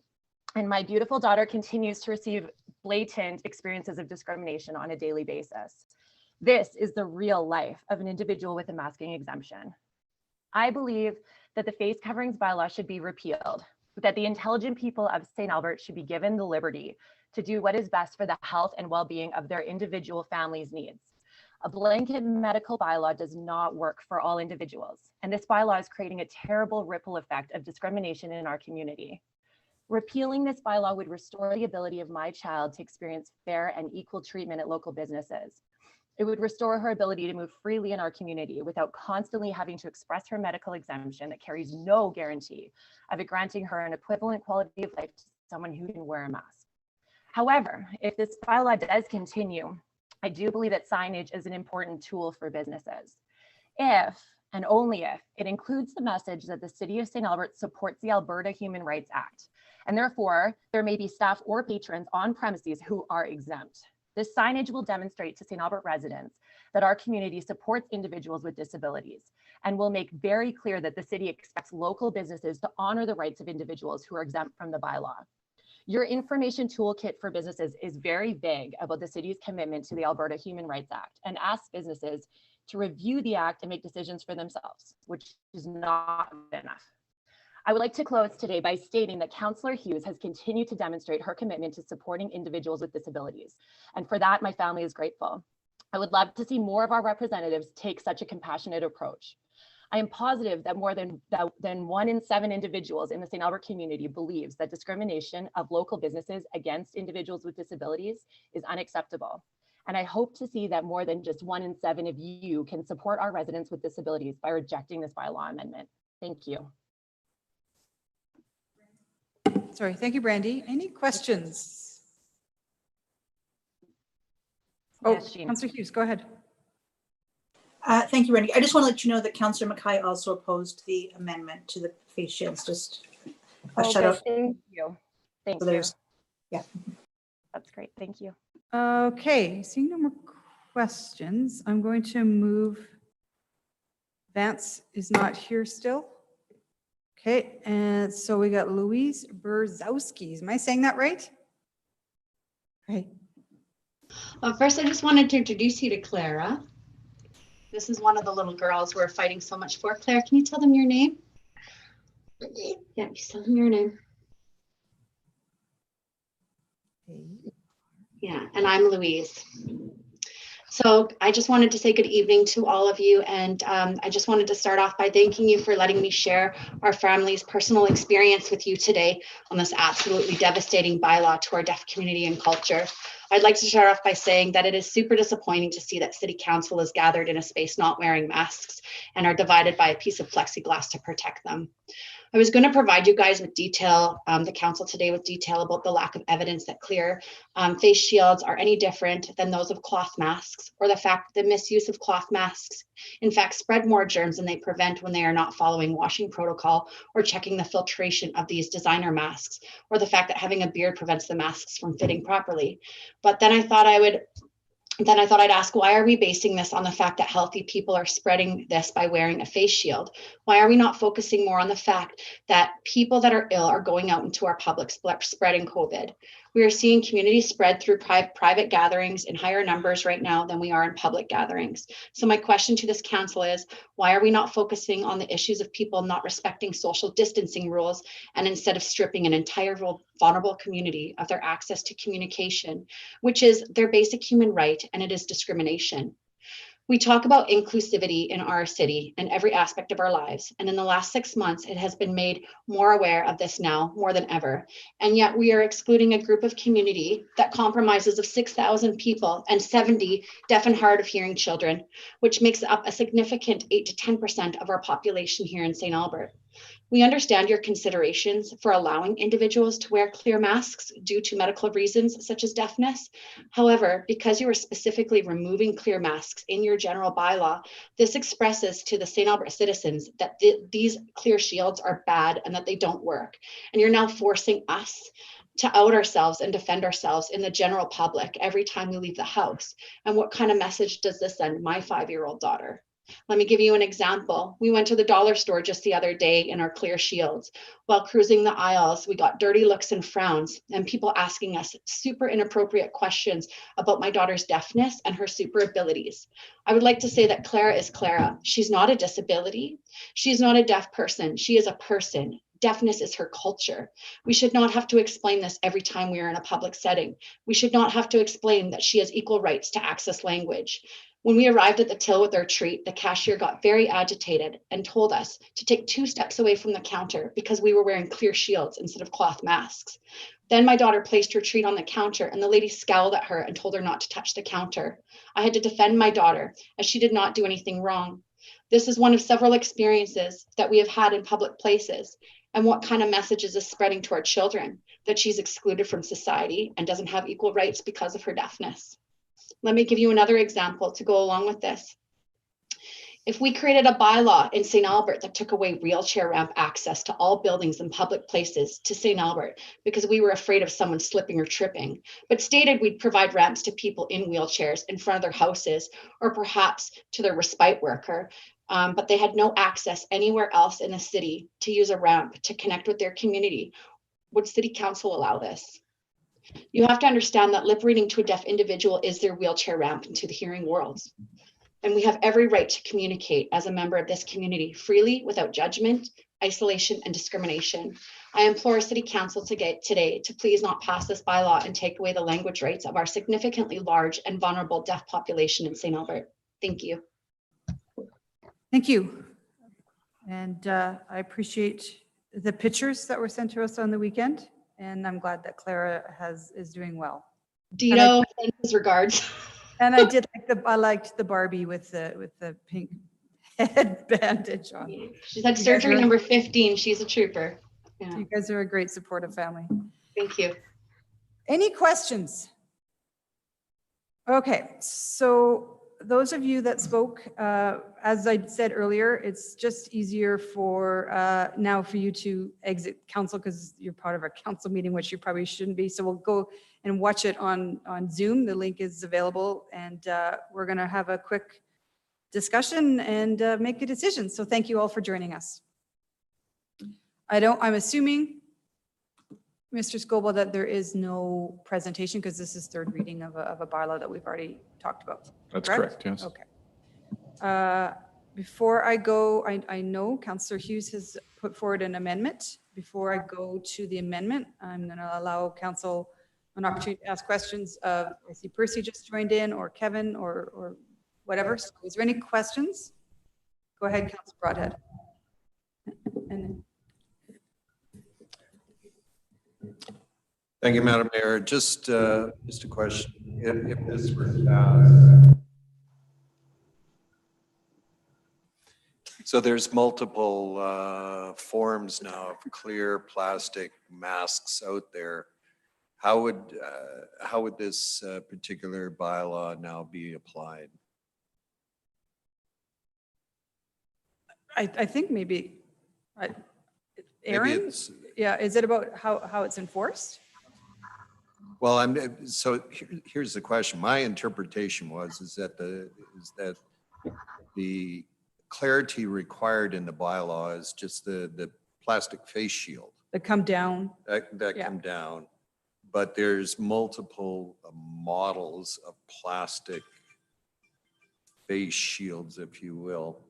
Is it only the one sort of like, how do you interpret from one to the other? I don't think that's maybe even Mr. LaFleur. Do you want me to go to Percy or Aaron? Well, it would, I think both of us would have a different perspective, one from a legal interpretation and the other from an enforcement Okay. view. So it might be useful to hear from both of us. Okay. So if this amending bylaw passes, then any form of clear plastic barrier, if you will, that comes in front of your face that does not make close contact with your skin around the nose and the mouth is not within the definition of a face covering. But it's also important to bear in mind that nothing else in the bylaw changes. So all of the exemptions that the bylaw has are still in place. A person who needs to have no face covering at all in order to interact with someone who has a disability such as deafness, you do not need to have anything, not even a face shield. Nothing is required. That's already there. The bylaw already doesn't apply in schools. It doesn't apply in hospitals. There are many, many exemptions in the bylaw that are not affected at all by this amendment. So I just wanted to emphasize that because I have heard some things which I think are based on some misunderstanding. I even heard, or maybe I read it, I can't recall, people say that council is going to ban face shields. Nothing could be further from the truth. That's not what this amendment would do at all. So just to be clear, maybe an example that I actually saw myself, I think it was yesterday or Saturday on the weekend. I was shopping at one of the bigger supermarkets, and someone who was greeting at the front had a face shield. Actually, it looked like a welder's mask in terms of its shape, but it was all clear plastic. I looked at that and I thought, well, okay, I don't know if you have other exemptions. Let's assume you don't. Let's assume you have no medical conditions or anything. If this bylaw were to pass, you would have to wear a face covering that fits closely to your mouth. However, if I came in and I was clearly deaf and you needed to communicate with me, you could take it off and do that. That's fine. So just to kind of illustrate the impact, it would definitely have an impact on some people who are currently wearing whatever form of face shield for convenience only, right? Because it just doesn't feel as nice to have a mask close to your face. Those people, if this passes, would be in contravention of the bylaw. But anyone who has a real need to take off their mask to communicate with someone who has a disability or has trouble communicating, that's always been fine, and passing this amendment would not change that. It's still fine. No, I appreciate that, Mr. LaFleur. And yeah, I'm not sure where the misunderstanding came into the whole debate that this is what was happening, but the exemptions clearly were written into the original bylaw and they exist today. So all that's before us is really the face shield issue, and it's clarity under the bylaw, right? That was the intent, yes, correct. Yeah. All right, fair enough. Thank you. I'm going to actually, I don't know, Aaron, if you want to add to that, because whatever council decides today, you're tasked with interpreting and enforcing. So you heard Councillor Broadhead's question. Do you have anything else? Actually, no, I don't. I agree with everything that David said. I think he articulated it quite well from an enforcement perspective. If this passes, we would just to move on with the intent, which is the hard face shields. So whether it's coming up from the bottom or from the top, if it's a hard, rigid plastic material that's not close to your face, then it would not be considered a face covering. But the exemptions still apply. Okay. Is that all you had, Councillor Broadhead? Yeah, go ahead. Mr. Giesbrecht, you know what, we've heard many commentaries tonight around abuse within the public realm of people who are wearing face shields or not choosing to wear masks. I got to tell you, I haven't seen it. Now, that doesn't mean it isn't happening. My question to you is, because this would flow through your area, have you heard, are there many complaints about discrimination in the workplaces? And I just need to get a handle on what's going on here, because I got to tell you, I haven't. Yeah, so I can add that municipal enforcement hasn't received any complaints of harassment. And that doesn't mean it's not happening, I guess, because the threshold for somebody to be involved in an uncomfortable situation, whether it's at a store or anywhere in the public, and then feel the necessary to call us to investigate that they were harassed, I think it's a pretty tough thing for people to get to. So I don't doubt that it is happening. I have heard, but we just haven't heard about it in municipal enforcement. We do know of one situation where from the RCMP where two customers got into a little bit of a disagreement in one of the businesses when the police were called to deal with it. And I've only heard about that one incident that escalated to that level. But beyond that, I haven't heard of anything else.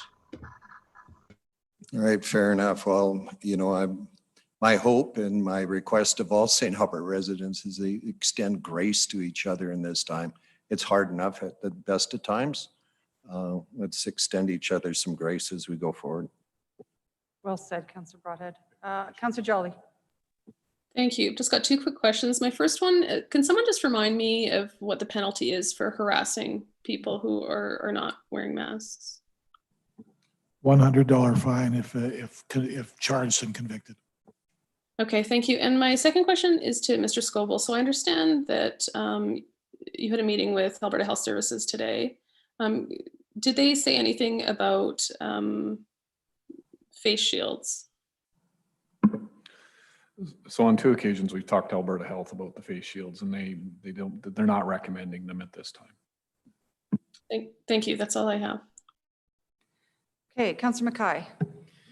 Just to follow up on that last question then, has any other municipality incorporated or made changes to the face shield bylaw, or pardon me, to their temporary face covering bylaw that would also cover face shields? Anybody? Percy, are you aware of any amendments to any other municipalities' temporary face coverings bylaws? No, we're not aware of any other municipalities that have done any amendments to that.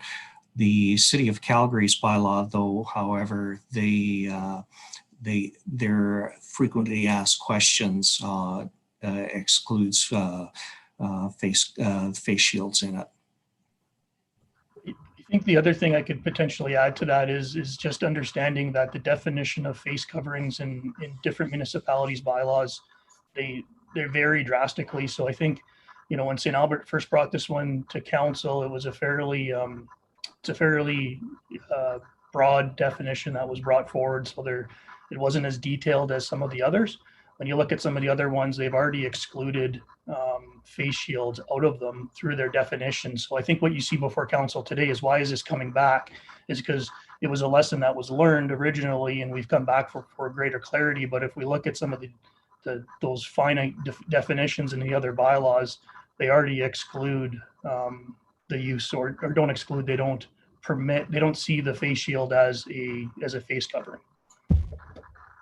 Well, I guess I got contradictory evidence, and the only one that actually has any specific exclusion would be the City of Fort Saskatchewan, that excludes a mask with an exhalation valve.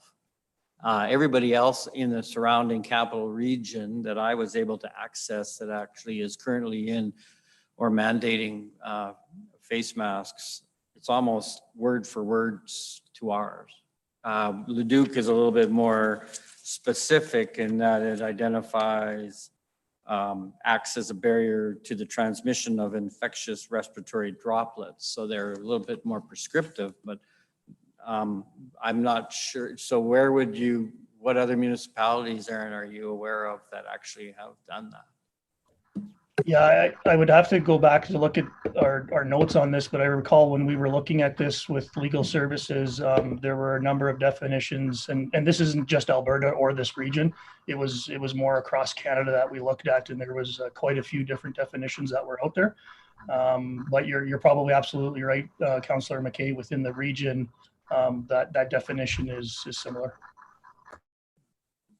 If I may, in looking across Canada, there are quite a number of municipalities.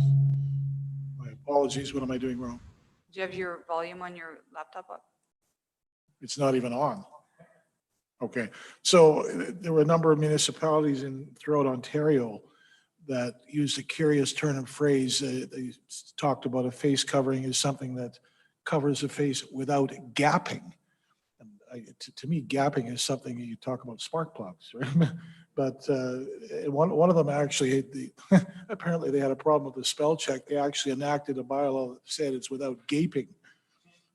So we obviously we needed to be careful. We didn't want to fall into any of those traps. So, but the bottom line is, yeah, there were a number of municipalities across Canada that did try in their own way to address the idea that something that's kind of more cloth and flexible or pliable that adheres closely to the skin is more what they had in mind than a rigid face shield. All right. So, okay. No, that's all my questions. Thank you very much. Okay. I'm going to go to Councillor Hanson first, but Aaron, Councillor Hughes has a proposed amendment to include the definition of face shield, but then to say that it does include face shields. So in my opinion, maybe it's maybe for Mr. Lafleur, the amendment is brought forward for clarity. That would give clarity one way or the other. Because I think if we don't pass this third reading today, we're still left with ambiguity. So her proposed amendment actually narrows in on a definition and gives clarity to bylaw. Yeah, yes, Mayor Herron, procedurally, you really do need to have third reading first and then the amendment. So nobody's moved third reading first. So move third reading. Yeah, someone has to move. Yeah, I get the procedure, but just. But as to your point, though, yes, I saw the proposed amendment. It would keep the definition of face shield exactly as it is before you now, but it would make that tweak so that instead of excluding it from the definition of face covering, it would include it. So yes, it would give clarity, just in a quite different way. Right. Okay. Councillor Hanson. Thank you. We heard from Mr. Scobel today that AHS is not recommending face shields.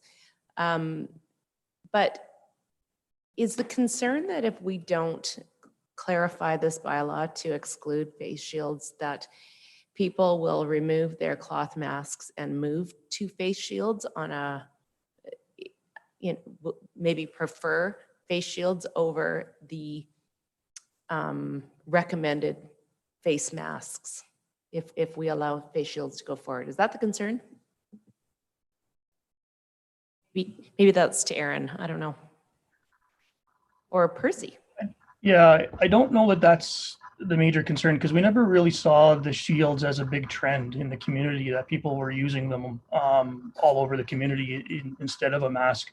So when the opportunity to come back to council on some lessons learned or what have we known so far about the bylaw came forward, that was just one of the identified things that we had noticed is that some people were wearing the face shields and some people were interpreting the definition of face, whether a face shield was in or out. So it was brought back to council to get that clarity, and the way that the way that we were enforcing it and the way that we were interpreting it was that a face shield was acceptable under the current definition. But understanding that we needed to get that clarity from council to see what council wanted us to do or not do. And that's really why that was brought forward, not because of a trend or a worry of what we've seen in the community. Okay, well, that actually helps me with my decision. Yeah, that's it for me. Thank you. All right, any more questions from Councillor Jolly or Councillor Hughes? All right, nobody on my speaker list. Councillor Mackay. I apologize. I really apologize because I guess some of this conversation is spurring other questions. And It's okay. you know, we talked about the definitions of face shields and whether they're bottom up or top down or whether they're half, because you see a lot of food providers, service industry that have the half ones that have the gapping or the gaping in some cases. But I mean, you know, I'm still worried about the ambiguity. We don't, and correct me if I'm wrong, this is my question. We don't say what type of cloth face covering. It just needs to be a medical or non-medical and cover the nose and mouth. So that could be a gaiter. I saw a scarf yesterday. And so those people would be technically allowed even to have it, but anybody with a face shield wouldn't be. Is that correct? Is that the definition then? Yeah, understanding there are obviously some nuances there, but basically anyone who would have something that adheres relatively closely to their skin would be okay, whatever it might be. And there's no attempt in this bylaw to regulate or prescribe what kind of cloth or other material, as long as it's sort of close to the skin. Yeah, I even saw the old Spy movie. The one person must have forgot a face covering because they came in like with their hand. So anyways, my point, I guess it's okay. Councillor Jolly, go ahead. Thank you. Just last one, kind of related to Councillor Mackay's question. So just to clarify, and I believe this was answered the other week, our definitions are based on Alberta Health Services recommendations. They're not based on our staff doing research on what's good and bad. Is that accurate? Yes. Great. Okay. All right. I'm going to ask a member of council to do third reading. And then before we vote on that, I'll take Councillor Hughes's amendment. Anyone? Councillor Jolly, go ahead. Okay, so, oh, Tamara just put it in the chat. Thank you. That bylaw 38/2020 be read a third time. All right. Accepting that, going to you, Councillor Hughes, for your amending motion. Thank you. Before I had a question. I didn't want to jump in when you guys had the questions. Can I just ask one question before I do the amendment? Yep. Thank you. So, Mr. Scobell, when you met with AHS today, did they recommend that we make masks mandatory? Did the CMH change their position? Because my understanding was 3 weeks ago, the CMH was quite clear that mandatory masks were not what the CMH was recommending. Can you repeat, Councillor Hughes? You're speaking too fast. I Yeah. can't understand. In your meeting earlier today, did the AHS recommend that we have a mandatory mask bylaw? It was not discussed. Okay. That was it. I'll bring forward the motion. Go ahead. That bylaw 38/2020, section 2 is amended to change the words but does not include to and includes. Great. Before I accept that, I want to make sure everyone on council understands that. Councillor Jolly, go ahead. Sorry, I just want to clarify what that means, that face shields would be allowed. Yes. They would be defined and allowed. Even though AHS doesn't recommend it. Okay, great. That's all I need. All right. Any other questions on the amendment? Seeing none, I accept your amendment, Councillor Hughes, and I'll let you make your opening comments. Okay. So in the past couple of weeks, I was unaware of all the unintended consequences that could happen from taking this and making it explicitly not allowed. And so my ask for council support for this amendment is based on compassion.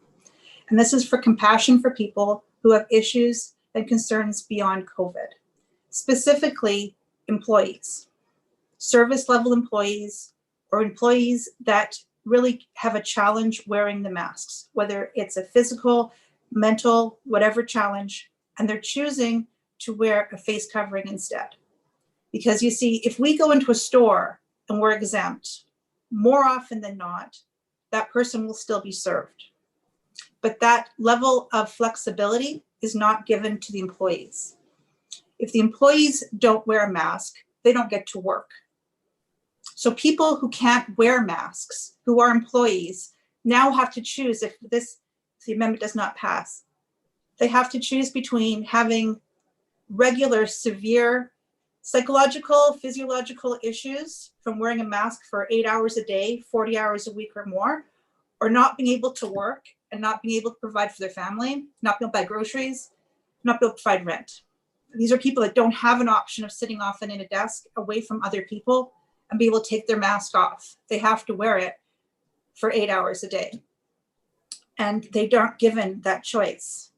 So if we have this in there, the people that I'm the most concerned about are those people who have issues. I've talked to people who say they can wear a mask for 20 minutes, but if they have to wear for 8 hours, they have migraine headaches, they have breathing problems, some of them have asthma, all these other issues come forward that happen not just from wearing a mask, but from wearing it for a prolonged period of time as required for their job. So what I'm asking for here is that we offer flexibility and recognize that while it may not be proven to work for face masks, there's also nothing to show that it doesn't work.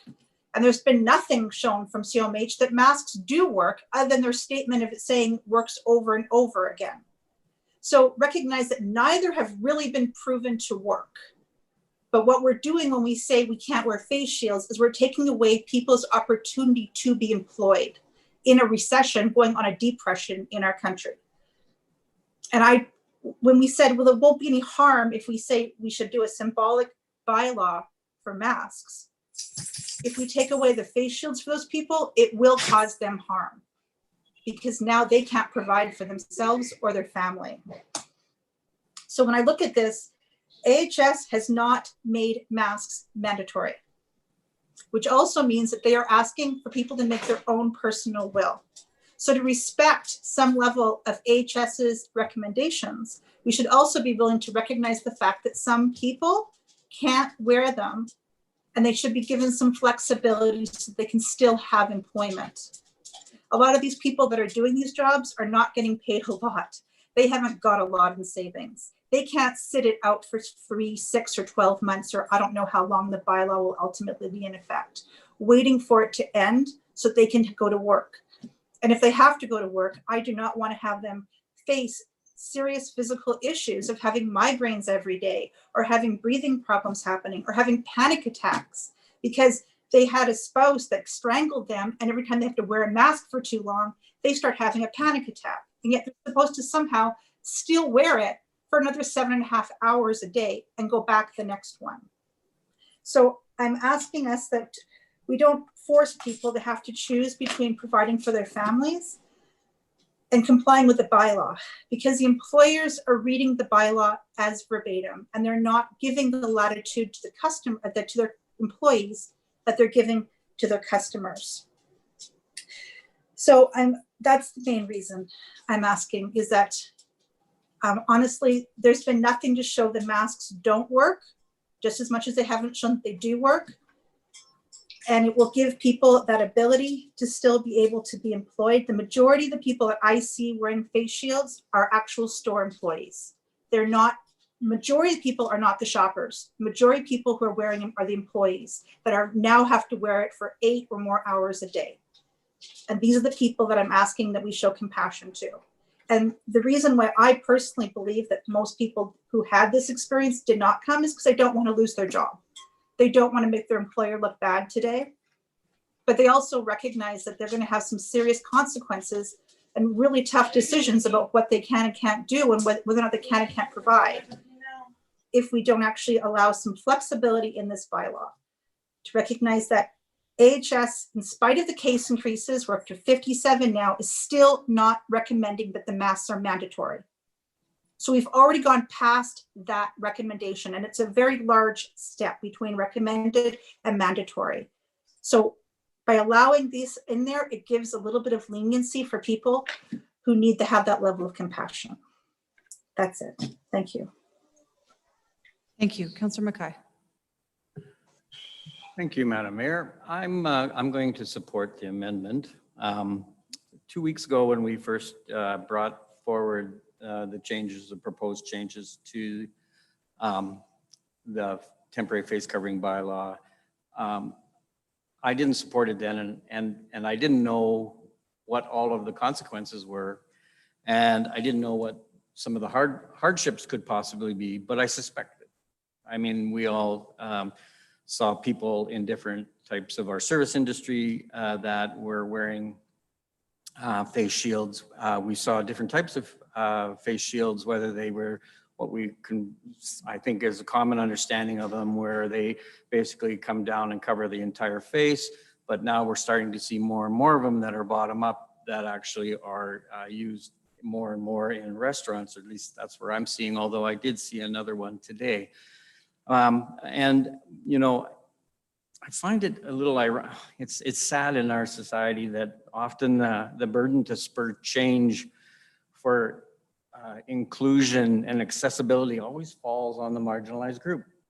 And, you know, so they bring awareness to us because that's their life. They live that life every day. And we see that with what's going on in society today, because honestly, for us that have a certain level of privilege, whether we do not come from the hearing culture or we're not a member of another ethnic culture, we're blind to what they're hearing and what they're seeing and what they're feeling.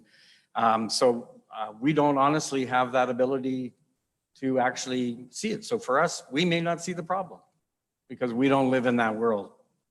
We're not faced with their day-to-day challenges such as Clara does, and she's trying to be included in normal society. And honestly, we know that clear masks benefit a significant portion of our population, whether it's for health or whether it's for work, whether it's for anxiety. But we know that there is a stigmatization going on. I apologize. I even learned a new word when I was looking at this. It's called othering, believe it or not. And I think it's a softer word for being outed in relation to this. So I'm not going to go on and on because, I mean, I believe strongly in face coverings. That's not what I'm arguing against. I'm just arguing that I think that by adding another or excluding a definition of what an actual face covering is, really causes undue hardships and significant consequences for a large portion of our population. So I'm going to support the amendment, and I look forward to other comments coming out. All right, I saw Councillor Jolly's hand go up. Thank you. So I'd like to start by saying that the situation described by Councillor Hughes, where employees are being discriminated against, is contrary to the human rights law, and it is illegal. It has nothing to do with whether this amendment passes or not. As for the encounters that children like Clara have had in St. Albert, that is horrific that our people in the community would behave that way. I know that people are scared, but it is not okay to stigmatize people in our community. Right now, this face shield kind of clarification doesn't exist. And yet people are still being stigmatized because people understand that it's not as effective as the masks that come close to the skin is what is being recommended by Alberta Health Services.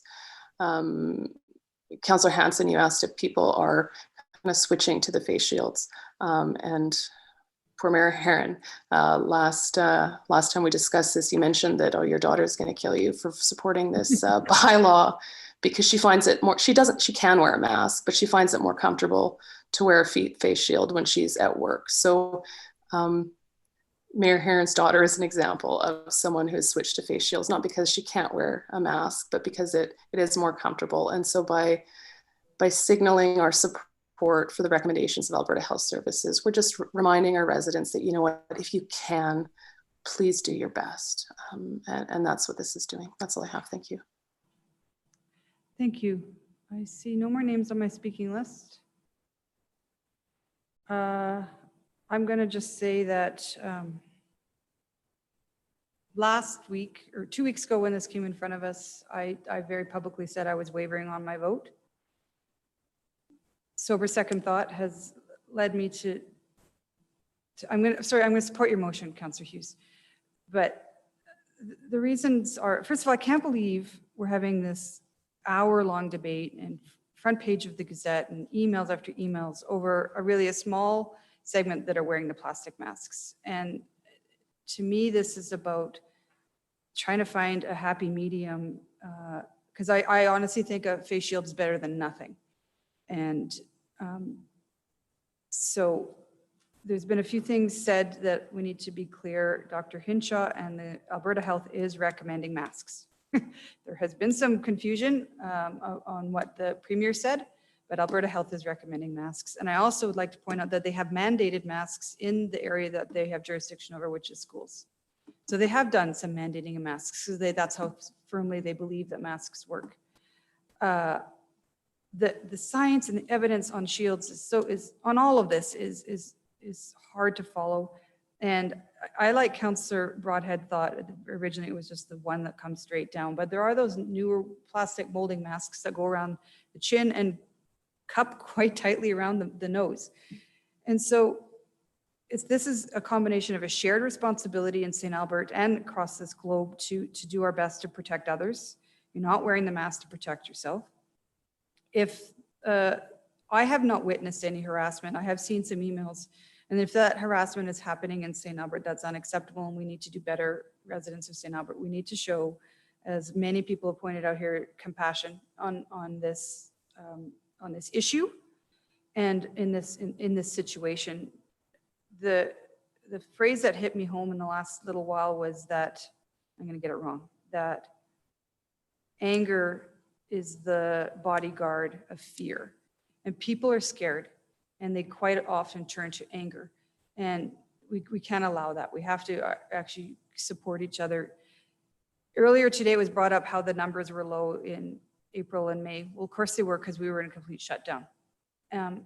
I don't want to go to a shutdown again. So I want to be able to try to find and develop a bylaw that includes face coverings, because I'm a firm believer in them, but has some flexibility that if you prefer the face shield, it's better than nothing. Let's just let Aaron and his team not have to fight with people about the definition and just move forward. And so I am going to support the amendment, because the key for me is about clarity in the bylaw. And we didn't have it before.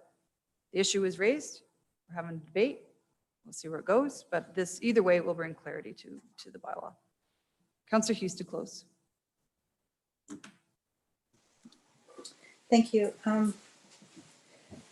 This is just really about protecting the vulnerable and respecting the fact that many of them would like to not be ostracized when they go to stores, and they would be willing to do it. And yeah, there's a few people that could wear them and are wearing them out of the convenience, but I don't think that we should penalize the others because of a few. The reality is that it's still better than nothing. And as far as it being a human rights violation, yeah, but what are you going to do? You're going to take your boss to court? Like, you're not going to have a job for very long. And these are people who don't have the money for all the legal bills to take your boss to court because you can't wear a face shield. So, I mean, suggesting that would be a solution when these people are making minimum wage and working 8 hours a day and barely can afford their rent is not really feasible. And they don't want to stir up waves and have a situation where they're out of work, especially in a depression. So that's why they didn't even come today, is because they don't want to create waves and have any issues at all where they might lose hours or lose their job. So is it right? No. But could we do something here to show a little bit of compassion? Yes. We could just show that recognizing that AHS is recommending masks. They never said it's mandatory. They never said the option has been taken away from the individual to make their own personal decision. So with that, since we have gone past them, can we try to do something to make sure that people who have these issues, whether it's disabilities or whether it's they can't wear masks and have to work, there's a whole host of reasons. Could we just show some compassion for these people and show some flexibility and recognize that the bylaw that we have is well past what AHS is recommending? And so as a result, if we can just take a small step and flexibility here. We can allow a lot more people to be able to function while this bylaw is in place and be able to provide for their families and feel less ostracized in our community. Thank you. All right, call for the vote on the amendment. Are you muted?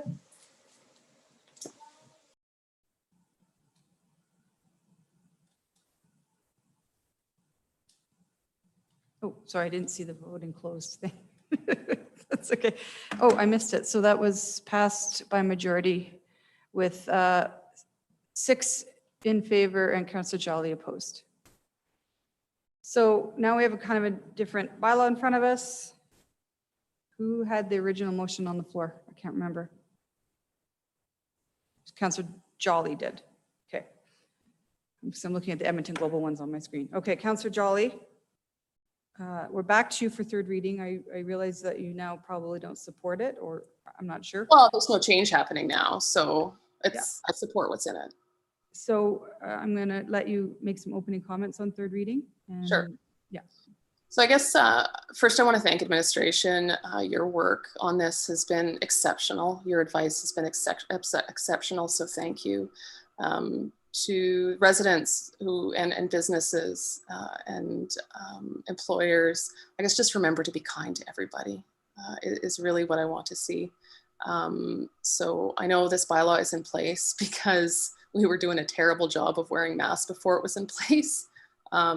And unfortunately, this is kind of what we had to do, just to remind people that the Alberta Health Services recommendations are there because we want to help, or we want to protect those in our community who are vulnerable to this virus. So thanks for keeping us up to date, and I'll be supporting these kind of little updates to the bylaw. Thank you. All right, anyone else? Oh, Councillor Hughes. I just want to thank council. There's a lot of people that are really good and grateful for what we did today. And so just thank you so much. That's it. Anything to close, Councillor Jolly? Call for the vote.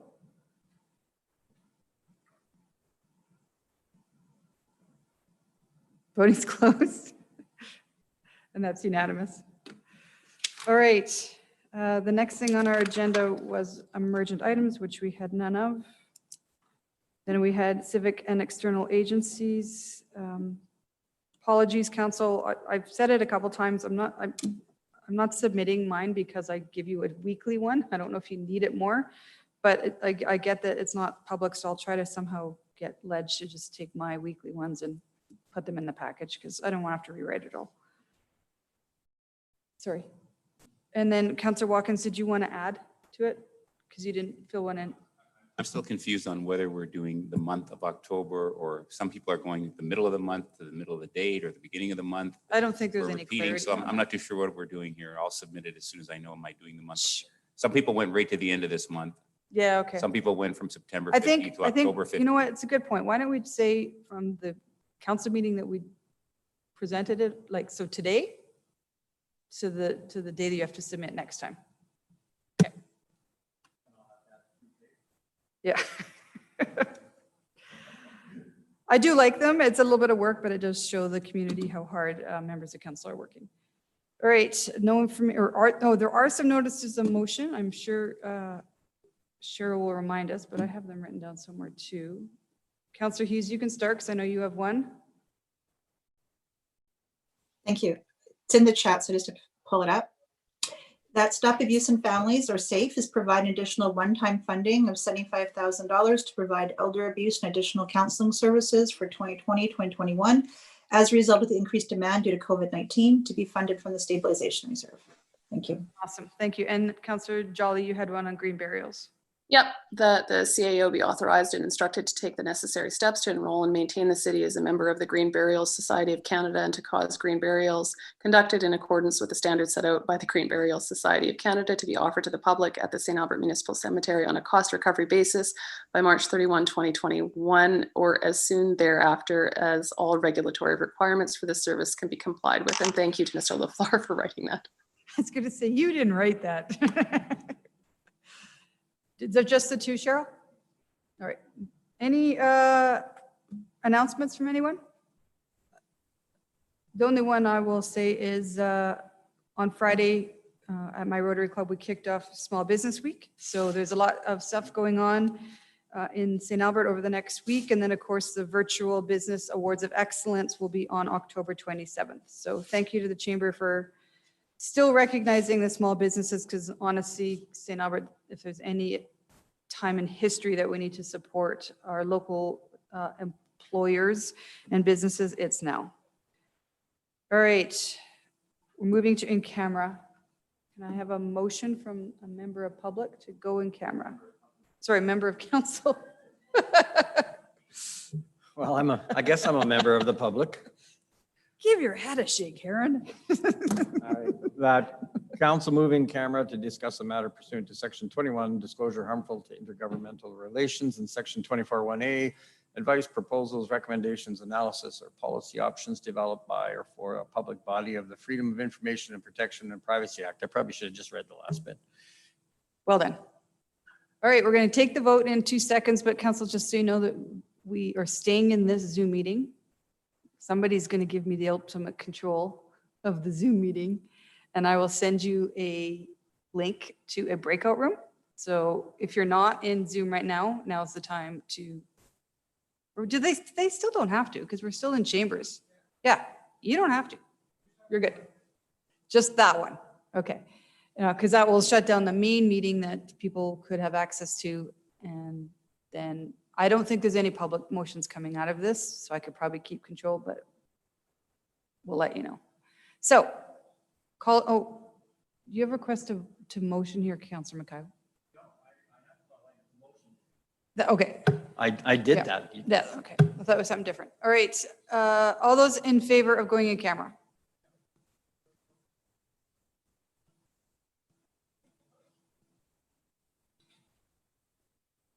Voting's closed. That's unanimous. Okay. Did you give me the power, Tamara? I have the power. Okay, let's see if I can figure out how to do this again.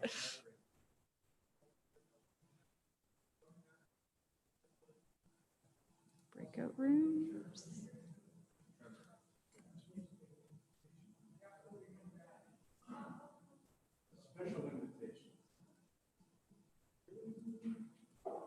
And I have a list of people to invite, so just give me 2 secs.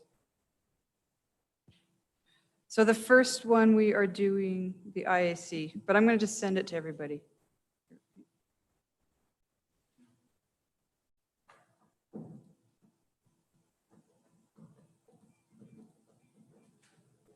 I've got 2 Carrie Hilts. I'm on, it's probably still in my office, but I'm on my phone now. Okay, I send it to both of you. Yeah, so I'm good. I'm actually watching it on my phone. Okay. So good. You know who's not here is Trevor. Oh, there he is. He just logged in. Okay. And Tanya. Okay.